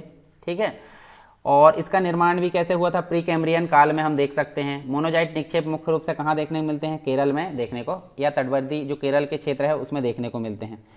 फिर बेरिलियम की अगर बात करें तो बेरिलियम हम देख सकते हैं ये काय से प्राप्त होता है, ये मुख्य रूप से जो आग्नेय चट्टान है उनसे प्राप्त होता है, और सर्वाधिक इसका जो उपयोग है बेरिलियम का वो हम देख सकते हैं धातुओं के निर्माण में, जो मिश्र धातु है उसके निर्माण में यहाँ उपयोग किया जाता है। इससे बायोएनोइक carburettor, fluorescent tube, neon signals, cyclone, इसके बाद अगर देखें साइक्लोट्रॉन, विस्फोटक पदार्थ, ये सभी बनाने में बेरिलियम का प्रयोग किया जाता है। एंटीमनी की बात करते हैं तो एंटीमनी, या इसको एक प्रकार से हम बोल सकते हैं सुरमा भी बोल सकते हैं। तो ये जो है एक प्रकार से जो स्टिबनाइट होता है, स्टिबनाइट नामक एक खनिज है, उससे प्राप्त होता है और इसका उपयोग मुख्य रूप से जो है विद्युत तार बनाने में किया जाता है। किसका? एंटीमनी का। टूथपेस्ट की ट्यूब बनाने में किया जाता है। उसके बाद अगर देखें तो आभूषण तथा बंदूक के कारतूसों के निर्माण में भी इसका प्रयोग किया जाता है। जिरकॉन की बात करते हैं तो जिरकॉन जो है एक प्रकार से मुख्य स्रोत क्या है इसका? जिरकोनियम है ना। इसका मुख्य स्रोत क्या है जिरकॉन का? जिरकोनियम है। और उपयोग इसका किस लिए किया जाता है? इसका उपयोग किया जाता है अणुशक्ति के अतिरिक्त अनेक कार्यों में इसका उपयोग किया जाता है। वैनेडियम की अगर बात करें तो ये उपयोग जो है विभिन्न प्रकार से इसका जो है जो मिश्रित इस्पात है इसमें इसका उपयोग किया जाता है। और ये किससे प्राप्त होता है? ये होता है मैग्नेटाइट ऐश के रूप में ये प्राप्त होता है। फिर मॉलिब्डेनम की अगर बात करें तो मॉलिब्डेनम एक प्रकार से अगर देखें हम तो विशेष प्रकार के जो इस्पात है उसको बनाने में इसका प्रयोग किया जाता है। ठीक है। और एक प्रकार का ये भूरे रंग का होता है, भूरे रंग का, साथ में मुलायम भी होता है। ये मॉलिब्डेनम नामक एक अयस्क है, उससे ये प्राप्त होता है। तो ये सारे हमने खनिजों के बारे में यहाँ बात की है। अब कुछ और चीज़ें हम जान लेते हैं, फिर एक बार देख लेंगे हमने क्या क्या यहाँ पे पढ़ लिया है। तो इस प्रकार हमारा खनिज से संबंधित सारी चीज़ें यहाँ समाप्त हो जाएगी। तो खनन जो उद्योग है जिसके द्वारा खनिजों को प्राप्त किया जाता है, तो उससे संबंधित विभिन्न प्रकार की समस्याएं हमको वर्तमान में देखने को मिलती है। ठीक है, तो उनके बारे में हम यहाँ पे एक नज़र देख लेते हैं ताकि इंपॉर्टेंट हो जाए हमारे लिए। भारत में जो खनिज संपदा है उसमें समृद्ध होने के बावजूद जो खनन उद्योग है उसमें अत्यंत ही पिछड़ा हुआ है। तो उसमें हमको विभिन्न कारण यहाँ देखने को मिलते हैं, जैसे कि देश में खनिज संसाधनों के जो निष्कर्षण है एवं संशोधित करने की जो उचित नीति है उसका अभाव देखने को मिलता है, जिसके कारण हम देखें तो पट्टेदार खनन में अवैज्ञानिक तकनीक का प्रयोग करते हैं, जिससे अधिक अपव्यय और पर्यावरण को काफ़ी हानि देखने को मिलती है। फिर बात करें खनिजों के खनन की, तो खनन व संसाधन तकनीक इनकी कैसी है? संसाधन में प्रयुक्त जो तकनीक है काफ़ी पुरानी है, घिसी पिटी है। कुछ खाने आर्थिक दृष्टि से उपयोगी न होने के कारण त्याग दी गई है, तो ये भी हमको समस्या यहाँ पर देखने को मिलती है। देश में जो खनिजों का स्थानिक वितरण है वो काफ़ी अव्यवस्थित यानी कि विषम हम देख सकते हैं, जिससे क्या होती है परिवहन लागत अधिक आ जाती है, अपव्यय अधिक हो जाता है। ठीक है।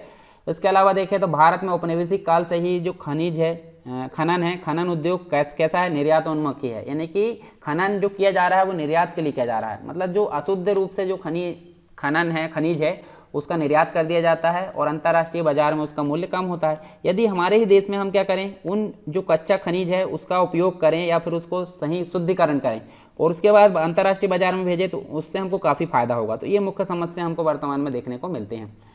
फिर बात करें खनिज की, तो खनिज संसाधनों की उचित खोज तथा विस्तृत जो वस्तु सूची है वो अभी तक तैयार नहीं की गई है। तो इससे एक प्रकार से योजना बनाने में काफ़ी परेशानी यहाँ पे होती है। तो ये भी मुख्य समस्या के रूप में देखी जा सकती है। भारतीय जो खनन उद्योग है उसमें अगर देखें तो अनेक समस्याएं विद्यमान है, जैसे कि पूंजी है, अवसंरचना है, विपणन है, विदेशी स्पर्धा है, सरकारी संरक्षण, ये सभी समस्याएं यहाँ पर विद्यमान देखने को मिलती है।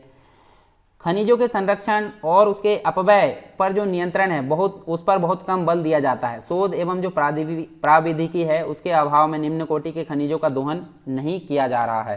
तो ये सारी समस्या यहाँ देखने को मिलती है। इसके अलावा जो है एक प्रकार से अवैज्ञानिक खनन भी हमको देखने को मिलता है। इसके कारण भी पर्यावरण पर प्रतिकूल प्रभाव पड़ता हुआ दिख रहा है। पर्यावरण जो है पर्यावरणीय कानूनों को सख्ती से लागू करने पर ध्यान नहीं दिया जाता।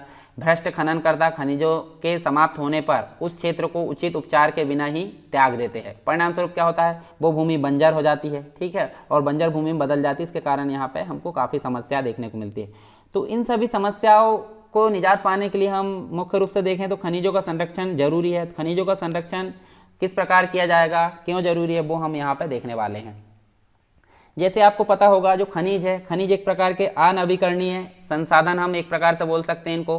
खनिजों के निर्माण और संचय में हजारों वर्ष लगते हैं। मतलब मानवीय जो उपभोग है उसकी तुलना में इसकी जो निर्माण की क्षमता है वो काफ़ी अधिक देखने को मिलती है, या समय काफ़ी धीरे देखने को मिलता है।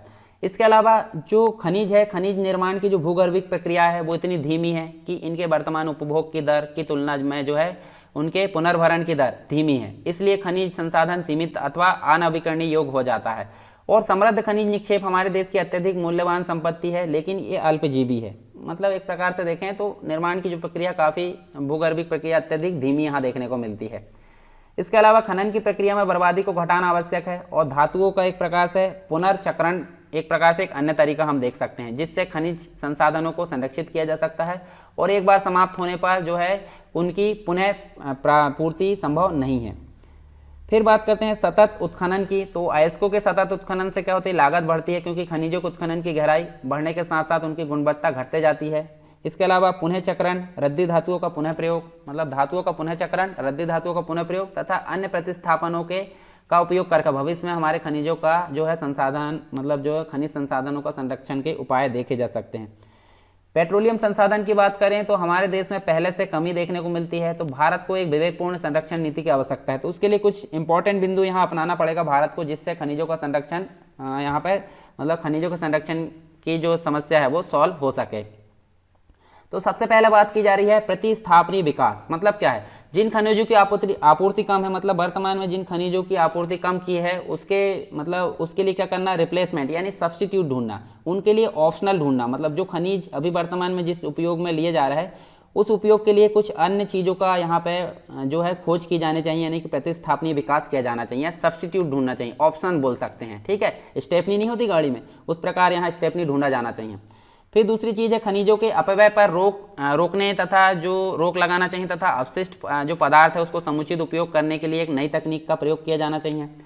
नेक्स्ट है जो अपव्यय है, अपव्यय परक जो खनन है उस पर नियंत्रण लगना चाहिए, यानी कि जो अपव्यय पर ध्यान नहीं देते हैं उस प्रकार की जो खनन है उस पर नियंत्रण लगना चाहिए। खनन क्षेत्र की अगर बात करें तो यहाँ पे हम देख सकते हैं जो खनन क्षेत्र है उसमें अगर देखें तो प्रसंस्करण जो संयंत्र है, प्रोसेसिंग प्लांट्स जिसे हम बोलते हैं, उचित जो संरचना है स्ट्रक्चर का विकास किया जाना चाहिए वहाँ पर। परिवहन व्यय को घटाने के लिए मुख्य रूप से क्या किया जाना चाहिए, जो मतलब जो प्रोसेसिंग संयंत्र है उसके किनारे लगाया जाए, कहाँ पे, जो मतलब खनन क्षेत्रों के किनारे जो प्रोसेसिंग संयंत्र है वो वहाँ पे लगाया जाए ताकि परिवहन की लागत कम आए। ठीक है, उसके बाद खनिज क्षेत्रों में नई नई खोज किया जाना चाहिए ताकि जो है अन्य जो प्रतिस्थापनीय विकास यहाँ पे किया जा सके। समावेशी खनन पर यहाँ बल दिया जाना चाहिए, सस्टेनेबल जो माइनिंग है उस पर यहाँ विशेष बल दिया जाना चाहिए। तो ये तो कुछ थे खनिजों के संरक्षण से संबंधित। अब और कुछ बात कर लेते हैं, जैसे विश्व खनिज उत्पादन में भारत का योगदान देखें तो यहाँ देखिए विभिन्न प्रकार के खनिज दिए हैं, जिसमें हम भारत का उत्पादन अगर देखें तो एल्यूमिनियम के क्षेत्र में चतुर्थ स्थान है, योगदान कितना है, 5% है विश्व का। क्रोमाइट 33%, 8% यहाँ पे तृतीय नंबर पर आता है, तीसरे नंबर पर, और 8% यहाँ पर उत्पादन देखने को मिलता है। बायराइट की अगर बात करें तो तीसरे नंबर पर 13%, लगभग 14% यहाँ उत्पादन देखने को मिलता है। कोयला और लिग्नाइट की बात करें तो दूसरे नंबर पर आता है भारत विश्व में, 8% यहाँ उत्पादन देखने को मिलता है। लोहा इसकी बात करें तो चौथे नंबर पर आता है, 4% या लगभग 5% हम बोल सकते हैं। जिंक की अगर बात करें, जस्ता जिसे हम बोलते हैं, तीसरे नंबर पर आता है 5.7%। स्टील या कच्चा द्रव्य जो होता है तीसरे नंबर पर आता है ये, और 5.56%। एल्यूमिनियम की बात करें तो 5वें नंबर पर आता है, जैसे कि हमने पहले बात किए थे, 4% यहाँ उत्पादन होता है। ताम्र या रिफाइंड जिसे बोलते हैं 7वें नंबर पर आता है, 3.45%। उसके बाद अभ्रक की बात करें तो 16 जो कच्चा अभ्रक होता है 16वें नंबर पर आता है, 0.5%। काइनाइट एंड और उसके बाद सिलेमैग्नाइट ये जो है तीसरे नंबर पर आता है, 18.72%। मैंगनीज है इसकी बात करें तो 6वें नंबर पर आता है, 4%। उसके बाद कच्चा तेल है 23वें नंबर पर आता है, 0.9%। बाक्साइट की बात करें तो 5वें नंबर पर आता है, 9.57%।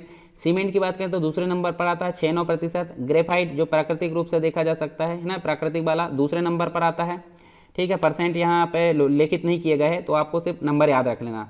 बेंटोनाइट चौथे नंबर पर। रॉक फास्फेट एपेटाइट 16वें नंबर पर, 0.56%। सीसा की बात करें 2012 जो रिफाइंड है उसके अनुसार 14वें नंबर पर, 1.36%। पायरोफाइलाइट 2012 ये दूसरे नंबर पर। स्टीएटाइट अगर बात करें 2012 दूसरे नंबर पर, और टाल्क सेल खड़ी ये दूसरे नंबर पर, 15.3%। ये मुख्य रूप से भारत का उत्पादन का योगदान था विश्व में खनिज का। अब खनिज भंडार में एवं उत्पादक क्षेत्र की अगर बात करें तो कुछ इंपॉर्टेंट हमको देखने को मिलते हैं, जैसे हम देख लेते हैं यहाँ पे। निकेल की बात करें तो उड़ीसा और झारखंड में देखने को मिलेगा। टंगस्टन कर्नाटक, राजस्थान, आंध्र प्रदेश में देखने को मिलेगा। बायराइट की अगर बात करें तो आंध्र प्रदेश 94% अकेले देखने को मिलता है। फायर के लिए अग्निशय मिट्टी जिसे बोलता है, गोंडवाना तथा टर्सियरी जो कोयला संस्था है उसमें देखने को मिलता है।